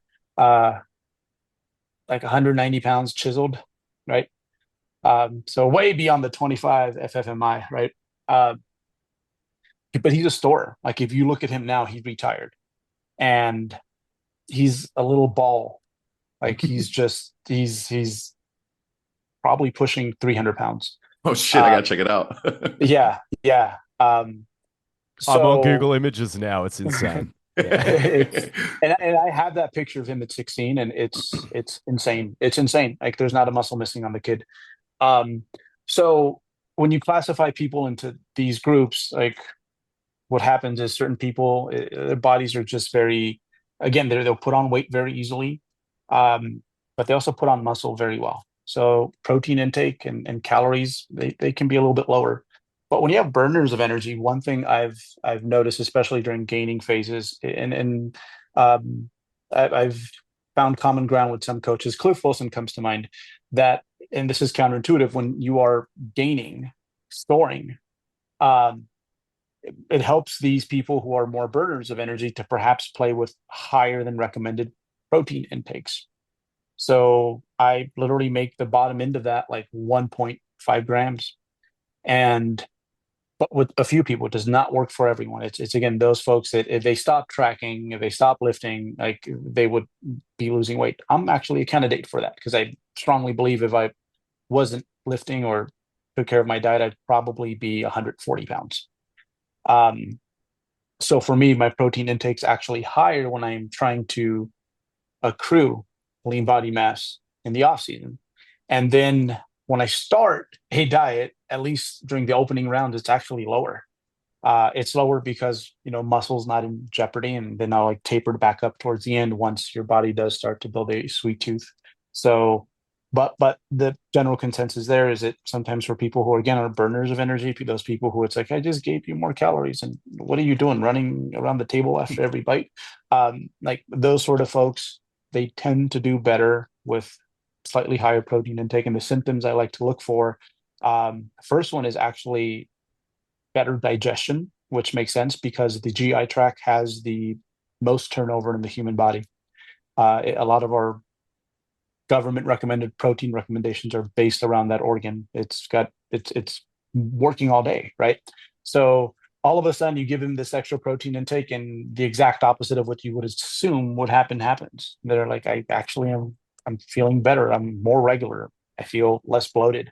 So that's a good sign that things are going well. And then the second thing is sleep. And then eventually a few weeks later, we see that translate into perhaps some nice surprises from a performance standpoint, or their body comp improves in, probably ways that won't be super detectable to a casual person, but they're like, I swear I'm getting harder in some areas, coach, that sort of deal.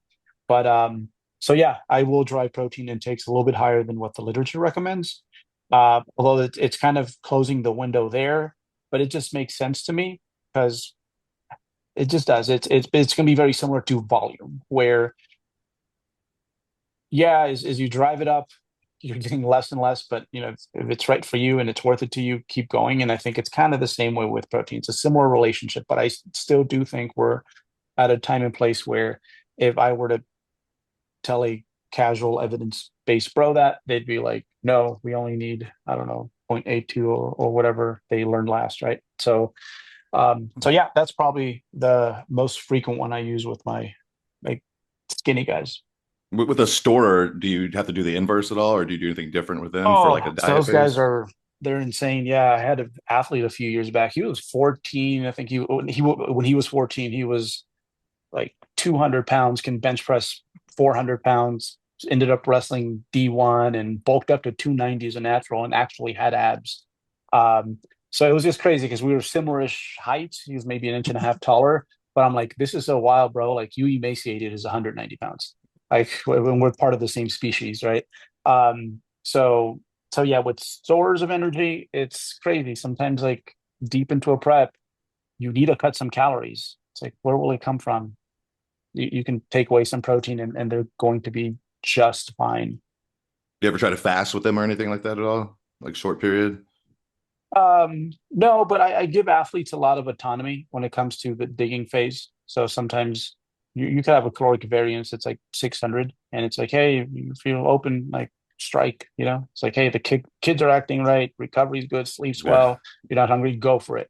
And then pull back when you can. And with these people, it's just insane. With like a Maurice Jones-Drew, I guarantee you probably be like on 1,200 calories to like get shredded. And and the funny part about these folks is like their coach, they tell you, coach, I'm flat. And I'm like, bro, like, You don't know what flat is. yeah, I'm Doesn't not exist. flat, bro. Here's 30 grams of carbs. Here's, yeah, half a cup of oatmeal. And Right. all of a sudden, there it goes. Yeah. That's really good. What about you, Atlas? What's something that you kind of believe in that hasn't been proven yet? I mean, where do you want me to start?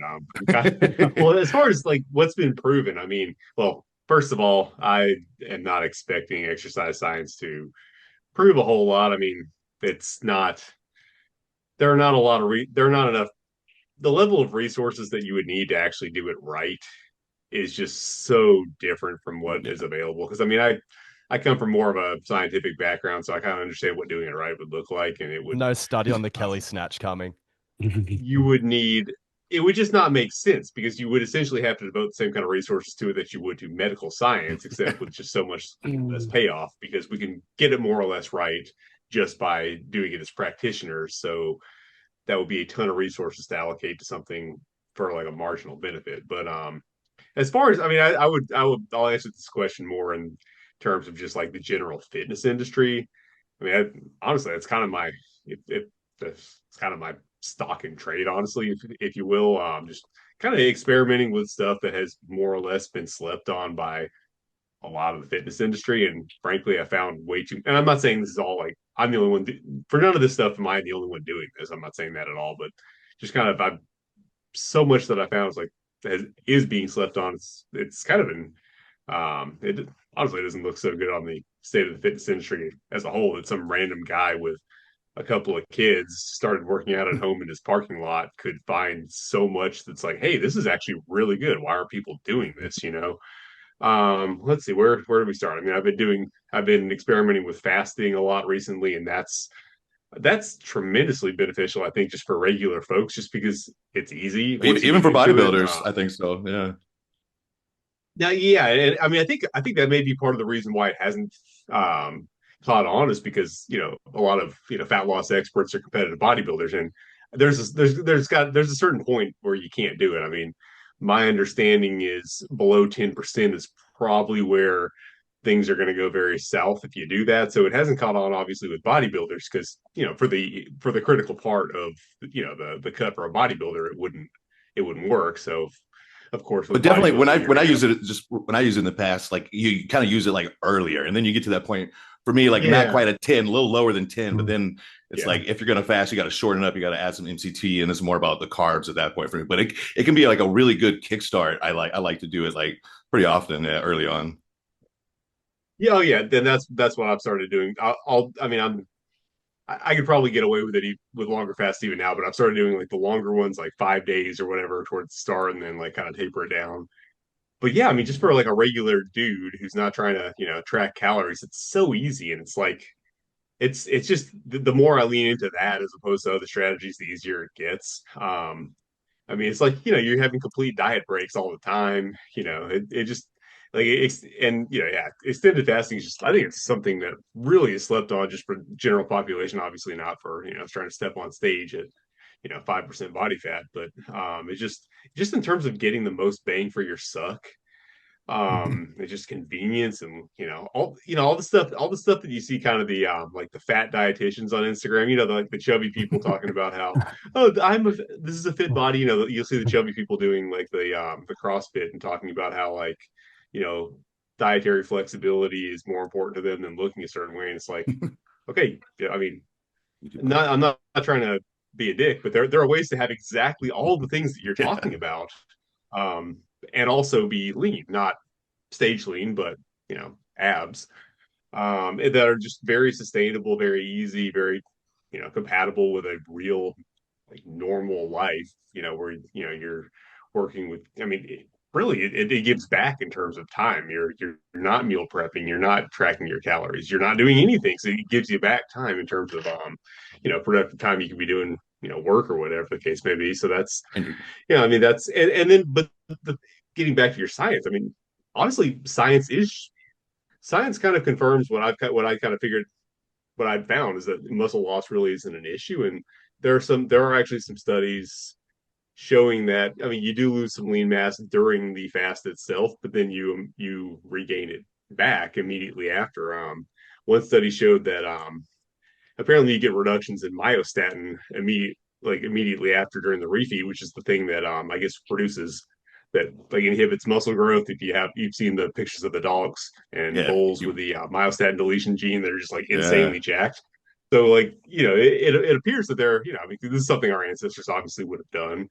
I think a lot of people have a very pessimistic view about our body's ability to retain muscle. But I think at least for naturals, like once you signal to your body that you need it, like you convince it, it's gonna rebuild it. Maybe you lose a little bit there. Although you go into what it looks like from the studies that I've read, you kind of quickly adapt into a protein sparing phase, and then again once you cut that out, you quickly rebuild any lost lean tissue. So it's just so convenient, and that's not really a concern. But so it's not really going against science what I'm saying. But if you ask any science-based influencer, your Lane Norton's, God forbid, your Milo Wolf. Milo Wolf thinks you're gonna lose muscle if you diet faster than 500 calories a day because he doesn't know the difference between lean body mass and muscle tissue. Thank God finally Lyle called him out on that. Anyway, because I don't have enough reach for my call outs. Well, actually, I guess on Instagram I do, but not on YouTube. But yeah, you ask any science-based influencer, and you're going to lose muscle the second you do any fasting. But actual studies on it, if you look at them, they don't say that. So we have a difference between science-based and science, right? I mean, that's something that's counterintuitive. I certainly, by no means am I the only one talking about the benefits of spinal flexion, but I'm certainly, I would say, you know, pioneering that to a certain degree. Although it turns out I'm not. It turns out if you look back at the silver era, the heavy Jefferson curls, essentially not by that name, were actually more, according to John Gremick, were more popular with bodybuilders actually than conventional deadlifts. Like conventional deadlift was seen as more of like a power exercise for strength athletes, and the bodybuilders at the time were doing something very similar to a Jefferson curl. They were calling it a stiff leg deadlift, but you're up on a platform, you're fully straight legs, rounded over. It's essentially what we now call the Jefferson curl, and that was a very popular bodybuilding exercise back at a time when, um, those. I think at that time no one was getting down as lean for bodybuilding purposes, so you couldn't rely on being at 5% to get your Christmas tree and whatnot. And then also, I think frankly, with a lot of the guys on gear, you're probably going to get enough, development in all those areas. Just by virtue of everything else, you don't need to focus on those areas. But Yeah. I mean, obviously, there's a bunch of life benefits, to being able to round your spine under load. You're more resilient to injury. I pretty like the thing they say you're gonna like once you're in your mid 30s, you're gonna you bend over while sneezing and tie your shoe, you're gonna hurt your back. Obviously, it's nice not to have that kind of nonsense and to be mobile and flexible. I'm officially middle age and I'm the most flexible I've been in my life. But let's be real, no one cares about that. My back looks cool. It looks like distinctive. It's like I've never cut down, to anything remotely lean by you guys standards because I mean I've never been, even in the single digits, I don't think. But I've got a lot, there's a lot of detail going on there, which is kind of reminiscent of what the Silver Era guys were doing more as far as like back detail, relying on actual just building up areas like that. The Terry's Majors with the pullovers, they were all doing super heavy pullovers. Get a lot of cool detail. Hell, I mean, I put out a reel on like calling out Dr. Mike today for being against power shrugs when in reality, um, honestly, what science says about building muscle, it ought to work. It's got a really heavy stretch overload. Mm. That should be more effective than a bunch of peak contraction like squeezy nonsense like he is preaching. But like he and I feel like most of the science based side of the industry, just kind of has this perception, this kind of image they want to project. Like I talked about earlier, they like we're playing a character, and that character is like is always thinking about things and is very always has some like very very smart solution that isn't just you can't just add a bunch of weight. That's what dumb meatheads do. But I mean, it actually would seem to be supported by science, at least to a certain degree, and it certainly works. And I found that out. Every other natural guy that isn't science based that I've talked to is in favor of some kind of heavy trap exercise, whether it's farmers carries, above the knee rack pulls. I think GVS does those. But it could be heavy hang cleans, it could be heavy a snatch grip high pulls are a popular one, but like no one who's kind of who's I would say empirical, just kind of experience based rather than because again it isn't really even science based. It's just kind of a LARP. You're LARPing as an exercise scientist, and so you're doing what you feel that some like smart guy would do if he were to work out. And that's, I mean, is that even science based when nothing in science has said you need to squeeze at the top of a peak contraction exercise for maximum muscle building. Not that not that I'm bashing that. I actually find a lot of value in the peak contraction stuff too, especially for like warm up and injury prevention. But so I'm not bashing it, but that's so yeah. There's there are a number of things that I kind of disagree with a lot of, or not disagree with that. I think that a lot of the fitness industry is sleeping on, and frankly, I think a lot of people are missing out. So that's kind of my whole like reason to exist as a content creator, is just to kind of draw attention to some of the stuff that I think could be a benefit to You know, not it's, and I think that's the thing. None of it necessarily leads towards one sport. This isn't going to help you win bodybuilding or powerlifting or what have you. But if you're just trying to develop your own capabilities, it can be, I think, really helpful. Yeah, it's something you touched on with the science guys. They do want to find somebody so they don't have to think. And it's like there's a lot of value to making your brain work and trying to figure out some physiological reasoning and stuff like on your own. Like you, that's very valuable. Well, what about you, Angus? What's your take? Yeah, like I really want to echo what Atlas said because I think it's like what we see on Instagram and with the crowd, like that's not actually science based. It's just a mob that's sort of formed as a social media trend. Like because when you asked the question originally, I was trying to rack my brain because honestly, if my attitude to anything has changed about how I currently see what I do over the years, it's that so many things actually fall under the banner of science based. And I think it's this caricature of how the hierarchy of evidence operates that's sort of led people to this sort of overly constrained place of like seeing the 52 set study and be like, see, it's high volume. And then seeing a study that supports lower volume and be like, see, it's lower volume. It's like, no, no, no. Like you have to remember the study that we saw because it's not a tennis match of evidence, it's an accumulation of evidence over time. And when you sit back and watch the relatively small bodies of evidence that we do have the privilege to see accumulate in the relatively short time that sports science has existed, all we sort of see is it's like, oh, it's not squats or hip thrusts, it's like squats and hip thrusts. It's not low or high volume, it's low and high volume. So it's more that I just want to fight because I've even had my moments of just being fed up and be like, I don't want to identify as science based, but then I think that's not the most responsible thing to do long term. We need to be stewards of good science communication and just reminds people it's like, no, we're all science based.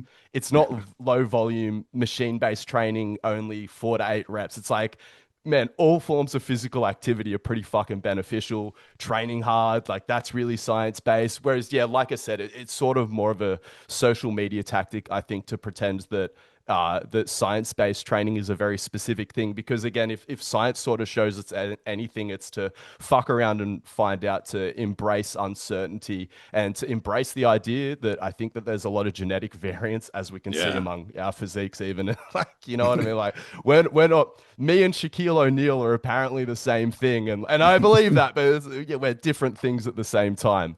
And so yeah, sorry, bit of a cop out on the actual question, but No, I that's just think good. it's That's your important in the perspective. current climate.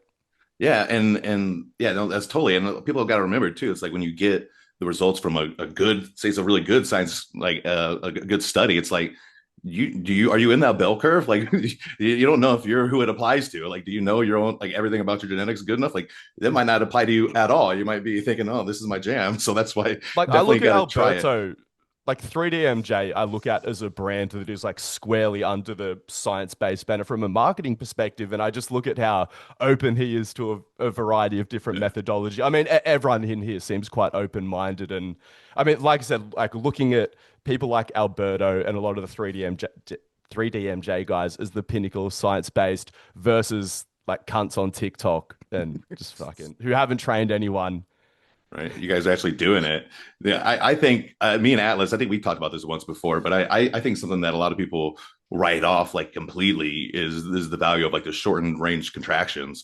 You know, everything was so lengthened partials for so long, like people would purposely not do what was sometimes the hardest part of an exercise. It's like, is that really beneficial to never touch that? You know, I mean, this is so simple. I mean, the way I look at this, and I mean, it might not be scientific, but it's like okay, I'm doing a leg extension. All right. I can see striations in my quads. I can see all three heads.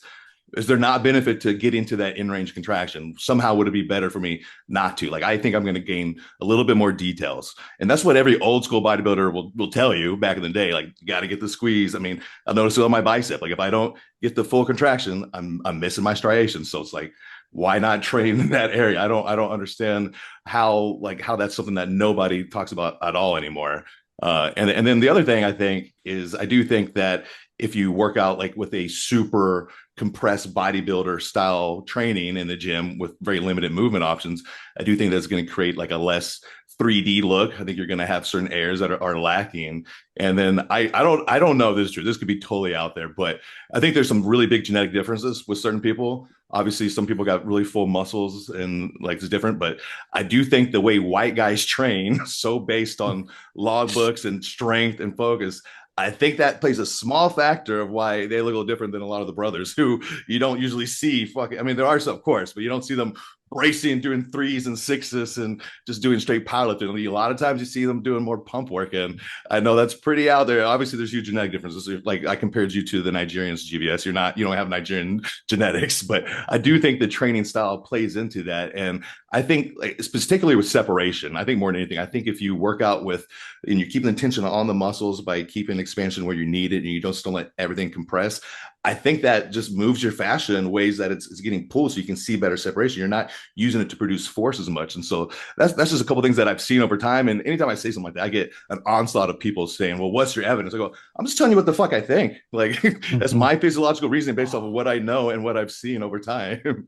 What's that, Sorry, Angus? that probably is one thing that I kind of agree with the representation in science that like I really struggle to split the difference between strength and hypertrophy training. And again, that's a very common science-based thing, but just based on what I see out in the wild, I just see so many people with way more muscle than me that are just like weak as piss. And like, I'm just like, because my big focus lately has just been on right. Like, if I can get to the point where I'm hammer curling like the 25 kilo dumbbells for a set of 6 to 10 with decent, I'm like, surely, and like that is what I'm doing anyway. Just like try to get them stronger, but yeah, it's not like a one for one. Like they're definitely not exactly the same thing. Even if you ignore the skill acquisition expression aspect of it, I'm like, yeah, there's something going on there that I don't understand. You were not in your head, Alberto. Is that something you've kind of experienced or you think at all too, as far as like the contractions or anything?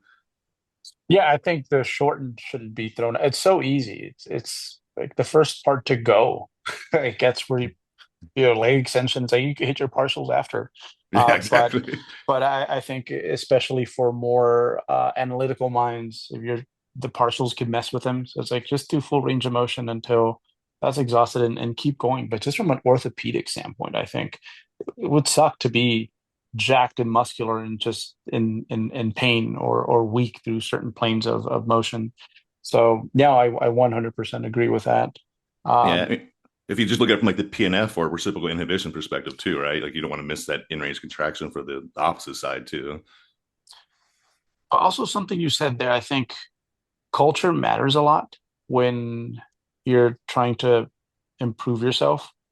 Like I learned this the hard way. I was going to this kind of rinky-dinky gym that was very close to um, my old house when my baby was first born, and I'm like, man, I need to go back to that old meathead place where maybe they're not all on the same page as me, but everyone is there trying to improve and get better. So um, we say culture matters for so many other more important things, and the same thing when it comes to a lifting environment and those people you surround yourself with.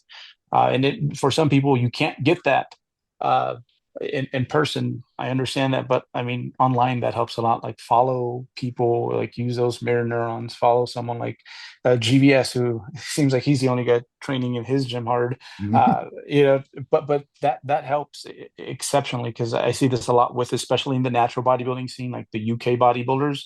I'm like, man, if there ever is a place to get your bodybuilding career rolling, and it'd probably be the UK because they bring those boys up to speed really quickly.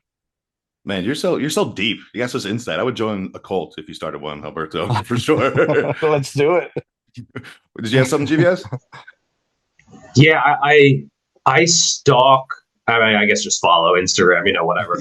A lot of the top guys, like the best bodybuilders out there, because I think they must be doing something right. But often the things they do right look like it's wrong based on a lot of common wisdom, a lot of common knowledge, and a lot of what they're doing. I think genetics is so often used incorrectly. It's just like a general vague term, like, oh, look at this guy, he must have good genetics. Well, maybe he kind of just stumbled across what worked really well for him, and then he kept doing it, and he got motivated, and he saw the results, and kind of snowballed into a crazy physique. I mean, there's no doubt there's a huge genetic variance, right? But often they're doing things really right. Often they're doing things really right, and that so often gets discounted, where people just, oh, genetics, I guess all just genetics. Well, look at what they're doing. Look at what they're doing, and often it is keeping the tension on the muscle, actually taking that to failure. I mean, look at Ronnie Coleman train. It's a lot of just keeping the tension on the muscle and kind of pumping it out. He's still training hard. He's still training heavy. He's still training failure. What was his advice? Get a pump with heavy weights. Yeah. I mean, if you get a pump with heavy weights, you're taking a lot of boxes. And so you're obviously keeping tension on the muscle where you want it. You're still, it's heavy. And if it's going to keep being heavy, it means progressive overload. And it means that it's challenging and you're pushing hard. And so I think so many times people just say, it's just dismissive, right? Like, oh, you don't know anything about that. It's just genetics. And so, I think we can learn a lot from the so-called freaks who, maybe they can do some things that we can't do and still make progress. But I think it's at least worth observing, because you wouldn't look at this in most other fields. Like if you see some chess prodigy, you wouldn't be like, oh, chess genetics. Look at him. No, like there's nothing we can learn from his game. No, like we can probably learn a lot of stuff from the best, right? Even if we can't do everything they do and we're not going to look exactly like them. Again, I don't have Nigerian genetics, as you said, but I've heard so many people who are like, why should we listen to you? You have elite genetics. Like you are, it's like, well, I can also teach a lot. I've also learned a lot, and it hasn't come easily, and it does come more easily for some people, but we can still learn a lot from their process. Yeah. Yeah. It's just like same thing with gear too. It's like I give a lot of mechanical advice, right? And like on my chest press video, I'll have like 1,000 people like, wow, that's making a difference. Then I have, well, why am I going to listen to you? You're like, I'm like, how does that change the expansion compression shit I'm talking about in the slightest bit? So I've got one more quick question for you guys, if that's cool. I'm just curious, personally, because it's changed a lot for me, and I ask a lot of people this. I was just curious, like when you guys are working out for your own self, you're just doing your own training. What is your mentality? Like, are you listening to music? Are you listening to hard music? Are you like an emotional lifter? I'm assuming, Alberto, you're pretty zen, but maybe I'm wrong. Like, what is your mindset when you're lifting GVS? You push yourself so hard. I would imagine something's fueling you. What's your mindset when you guys are training? Yeah, we'll go with you, GVS. Yeah. Yeah, we'll go with you, GVS. Okay. It's so exercise dependent for me. Yeah. I used to get super fired up before like a heavy RDL, like just breathing hard and like looking at the weights. And I've never been a music guy, which kind of shocks some people. Even during cardio, I just you don't listen to anything. Nothing, yeah. I mean, walking around Serial sometimes, killer. Yeah, doing cardio or lifting. I don't know. I just don't. Maybe it's just a habit, but I've never really been into like music plus lifting, which shocks some people. It really does. But I used to get super fired up for heavy hinges, but it wasn't really productive. Maybe because the imbalances. But I'm sorry. Are you just like fired up for the lift? Are you thinking about something? Are you triggering something to like you think someone's murdering your family? Or you're just like, here we go. This is heavy. I got to be better than last time. Well, I think you can kind of create the Eddie Hall thing, like before the 500 kilo deadlift, like imagining some really messed up stuff or some kind of situation where it's do or die or someone dies, like that. You do that? I have, but I don't find it's productive. Yeah. Right. Because you get to the point where the harder you can train, the less hard you need to train. Yeah. Yeah. Right. Because you get to the point where you can push yourself so hard that you regress. Right. And so you get fired up, you do your heavy RDLs, you kill the set, you come back next week and you're worse. And you're like, what the heck? Like I put in the work. Yeah, you put in a little bit too much. Like you were slobbering at the mouth. And it just, most people are not there, but some are. And, the harder than last time advice, it's good for a lot of people, but you can get to the point where you start regressing. And so when it comes to an RDL, I'm just much more focused on precision and execution now rather than execution in terms of killing it and crushing it, right? So it's a different form of execution, but I find it actually it's better for progression and it's certainly better for staying healthy as well. When it comes to like a hammer curl, I'm just trying to rip those until I can barely move, right? And so like as much range of motion as possible, and then like just really trying to fight to get the weights up, and then control them on the way down, and fight to get them up, and control the way until I'm sort of barely bending the elbow. And so maybe I'll get to the point eventually where I am training too hard on those, but on these smaller movements, it's just much less of a concern compared to the bigger ones. And those bigger ones also bite back a lot harder as well. So you kind of just need a different mentality.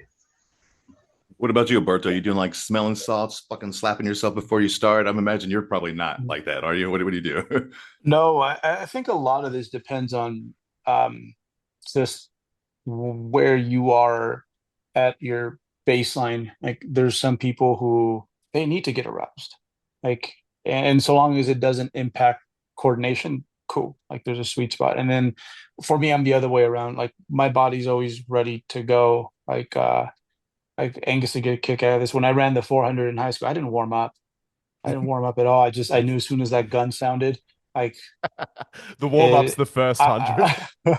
I'm gonna take it personal and like let's go. So for me, as soon as I grab something that is a weight, it's like just sets all these triggers off. So if anything, I try to the calmer I can keep myself, the better. So I don't listen to music for that reason. Sometimes I'll have headphones on just because Yeah. um, it people assume you're busy and working harder Yeah. that way, but they usually have nothing on. So like for me, it's like once I'm in there, it's the one place where um, my undiagnosed ADHD isn't an issue.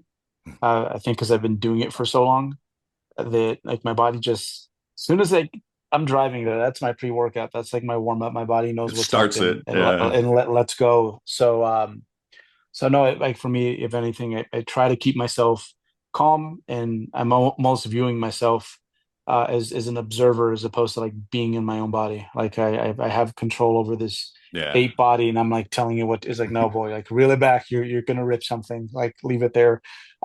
So yeah, I'm much more calm. I tried it the other way around just because everyone else was doing it. It just doesn't do anything for me. I might experiment with music at some point because everyone else is doing it, and other than training, I don't have time to listen to a whole lot of new music. So just to beef up my Spotify mostly. Are you guys doing pre-workouts at all? Either of you two? No? Man, you guys are just raw dogging. I do that a lot too. What about you, Atlas? Any music? You do anything? You just Yeah, I mean, I listen to music. I think not listening to music while you lift. I mean, that's some psychopath behavior. what are you Y'all listening ain't right. to? It kind of depends. Usually for more like bodybuilding type stuff, I'll do some like retro wave.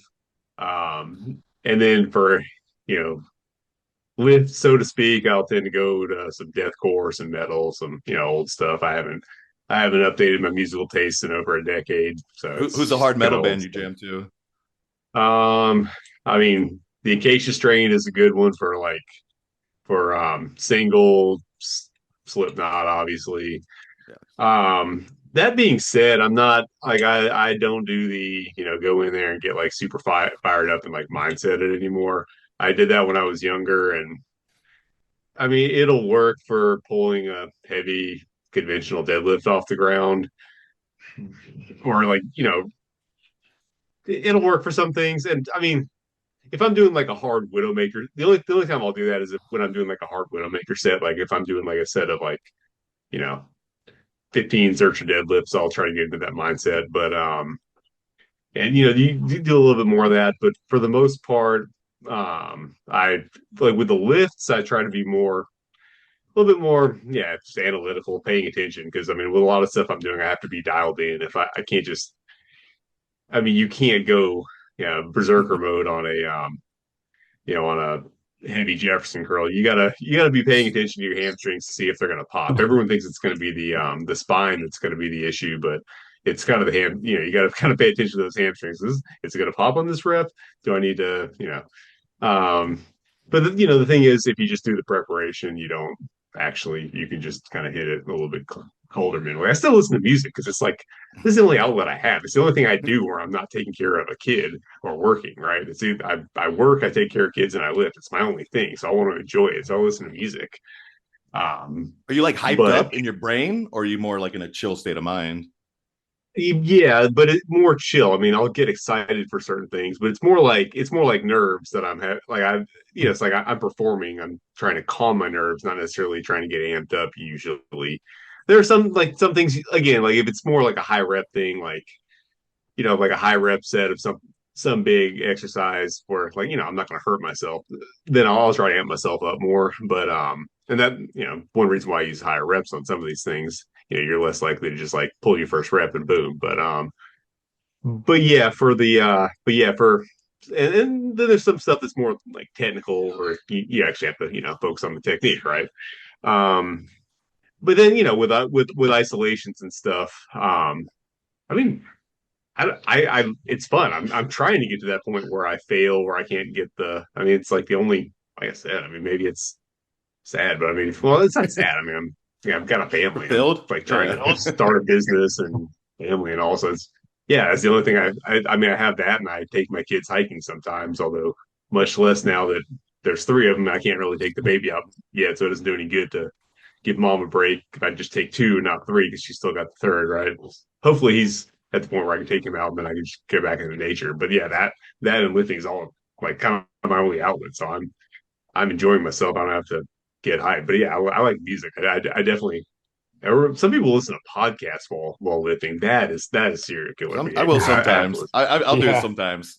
Not for my very, very top set, but I listen to the gayest shit if I am listening to music. I listen to like Taylor Swift or something like. Oh, God, that is gay. I don't know. Yeah, I don't know why, but it's like Is that when you're on trend or no. is I that when mean, you're on trend or that's what just about that's that? just Is that when normal. you're trend? That doesn't change. Yeah, that Oh God. that just stay the same. I don't feel like I I even mean, have the we're all ability. gay, aren't we?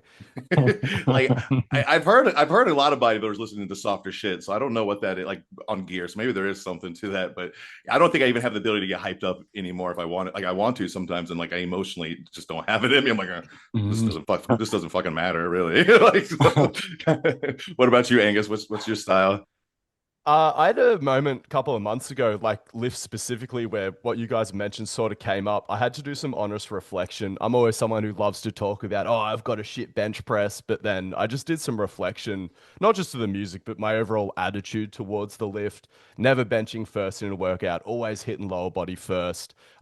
But yeah, also, so like if I've got a big set of squats, days beforehand, I'll be curating my playlist. If there's a song I have a particular fetish for, I'll abstain from listening to it for a little bit just to like go all and then literally when it came time for bench press, it's like mentally checked out. Sometimes I'll bring my laptop open in between sets, getting back to clients, listening to a podcast. I'm like, this is my time to learn, not just train. But then I changed my attitude towards it again. And again, it wasn't just the music, but that was a part of it. Stopping identifying as someone who has a fucking poverty bench, going in and benching first and things like that. But yeah, absolutely the music was a part of that.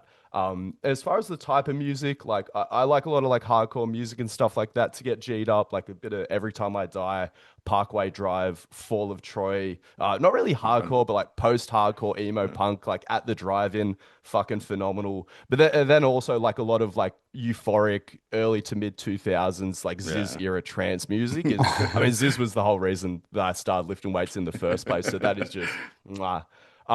Just quickly on the Nigeria thing, you were sort of talking about Nigerians having crazy genetics for bodybuilding. I've gone down a little bit of a rabbit hole recently because people were talking about the Nigeria apparently by 2050 is going to have the largest population out of any country in the world based on current projections. I was like, what the hell's going on there? Nigeria's only got about 40 million people. Is AIDS gone? China, India. Yeah.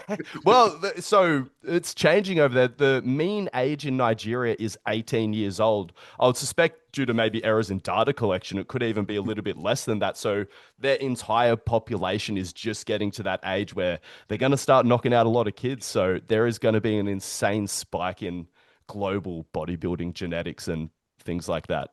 Have you guys seen that video of I think it's Nigerians where they're just working out really shit equipment and they don't eat fucking good. They're just look better than There's some every Olympic fucking kid you see in weightlifters the as gym. well.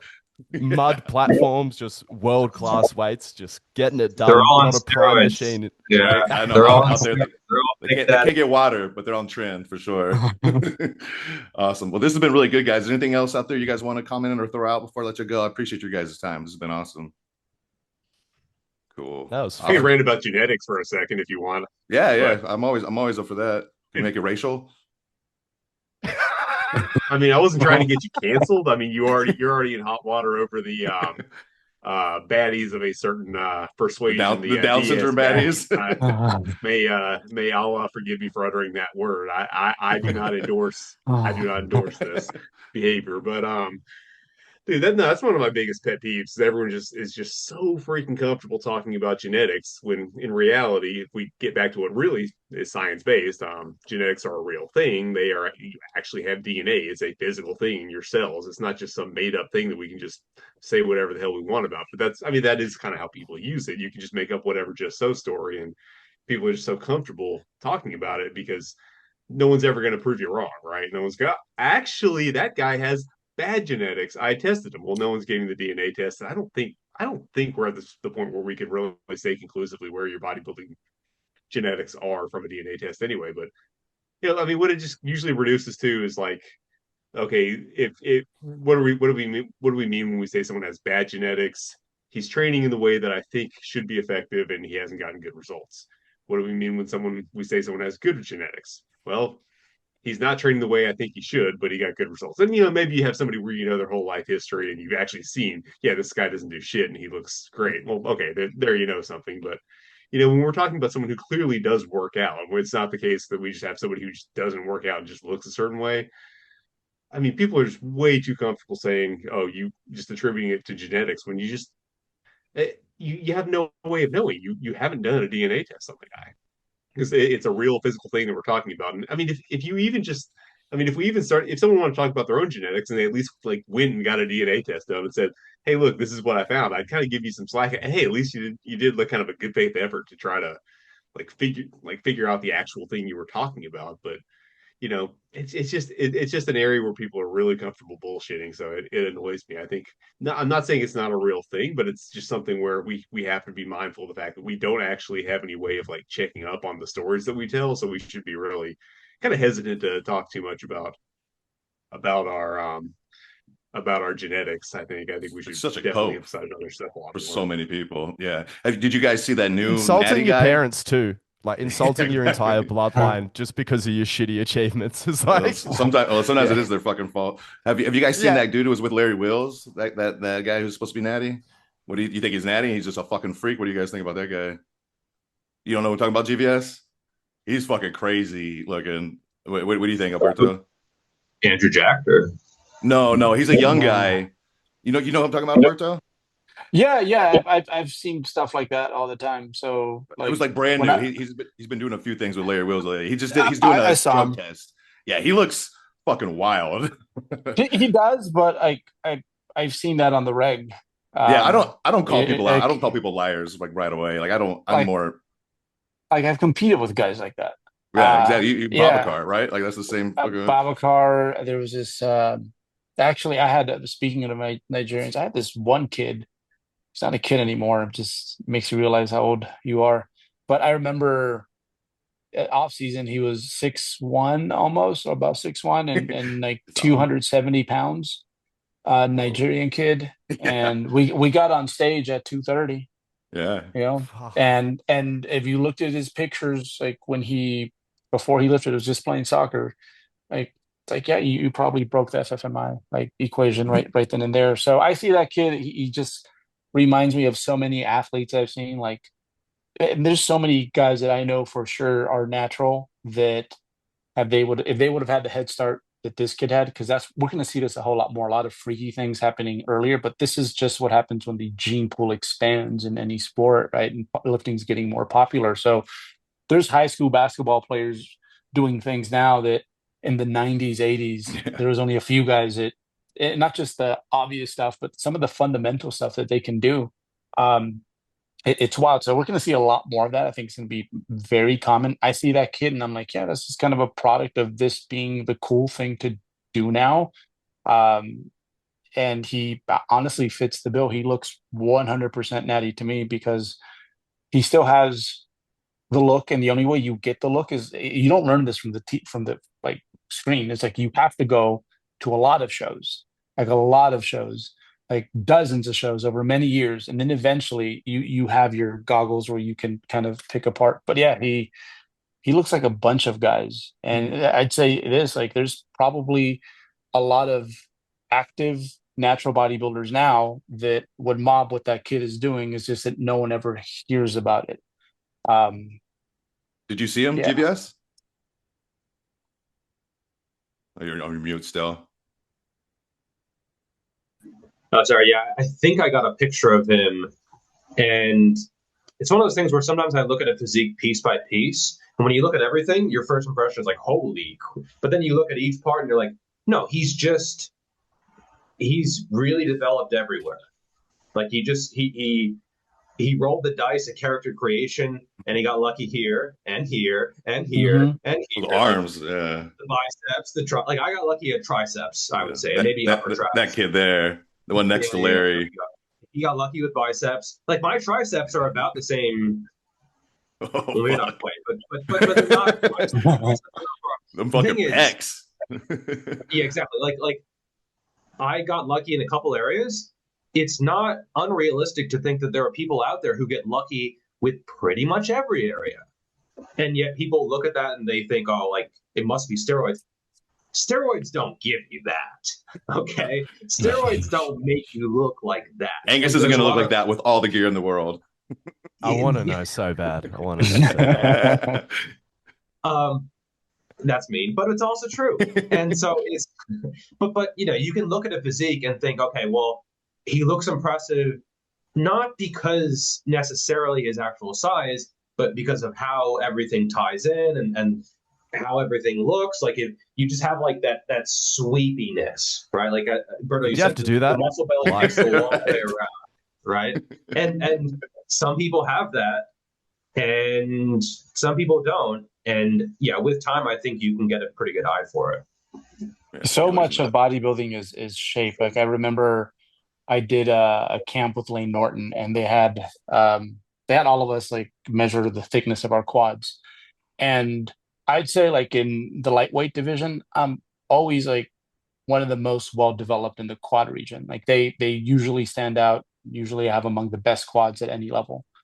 But when we took the measurements, it was so wild. I was like middle of the pack along with all these other guys, guys that weren't even pros. So it just like with that kid, I guarantee you some of his measurements are kind of not as overwhelming as you think. And he's also next to Larry, and Larry, from a muscular shape standpoint, like he's just tendony and rugged, like and very fast twitch dominant and great levers for powerlifting. But he's not. You put him next to Chris Bumstead, and very quickly you see like, oh, okay, like that's the difference. One is on something, the other one's on not. Yeah, he shouldn't even turn pro, honestly. That was kind of a job. It was a pro show in Ireland. Like, Yeah. But it's, yeah. sorry, he's still, not talking shit, but like, yeah. Yeah, it was a pro qualifier. Yeah, that's a lot of people do that. They'll just travel everywhere. That's where Eric just turned pro in Mexico. You guys saw that, right? He went down there to compete and got his pro card, so he's going to compete. I'll have to go find a show in Antarctica or something. Right. Well, fuck, man. This has been awesome. I appreciate it, guys. Thank you so much for your time. I know this was not the easiest thing to put together. I think we put out some really good stuff, though. People will like it for sure. If there's anything else you guys want to put out at all before I go, let me know. You guys working on anything big? Not that you guys have way more followers than me, though, so you can go ahead and put it out there. Did you just did some Starting a big weightlifting club. I'm actively recruiting Olympic weightlifters. If there's any Australia? listening to this, and no, well, in my hometown of Wollongong, but also like worldwide as well. Just trying to get a bit more skin in the game. So if anyone's getting sick of your Olympic weightlifting coach, hit me up.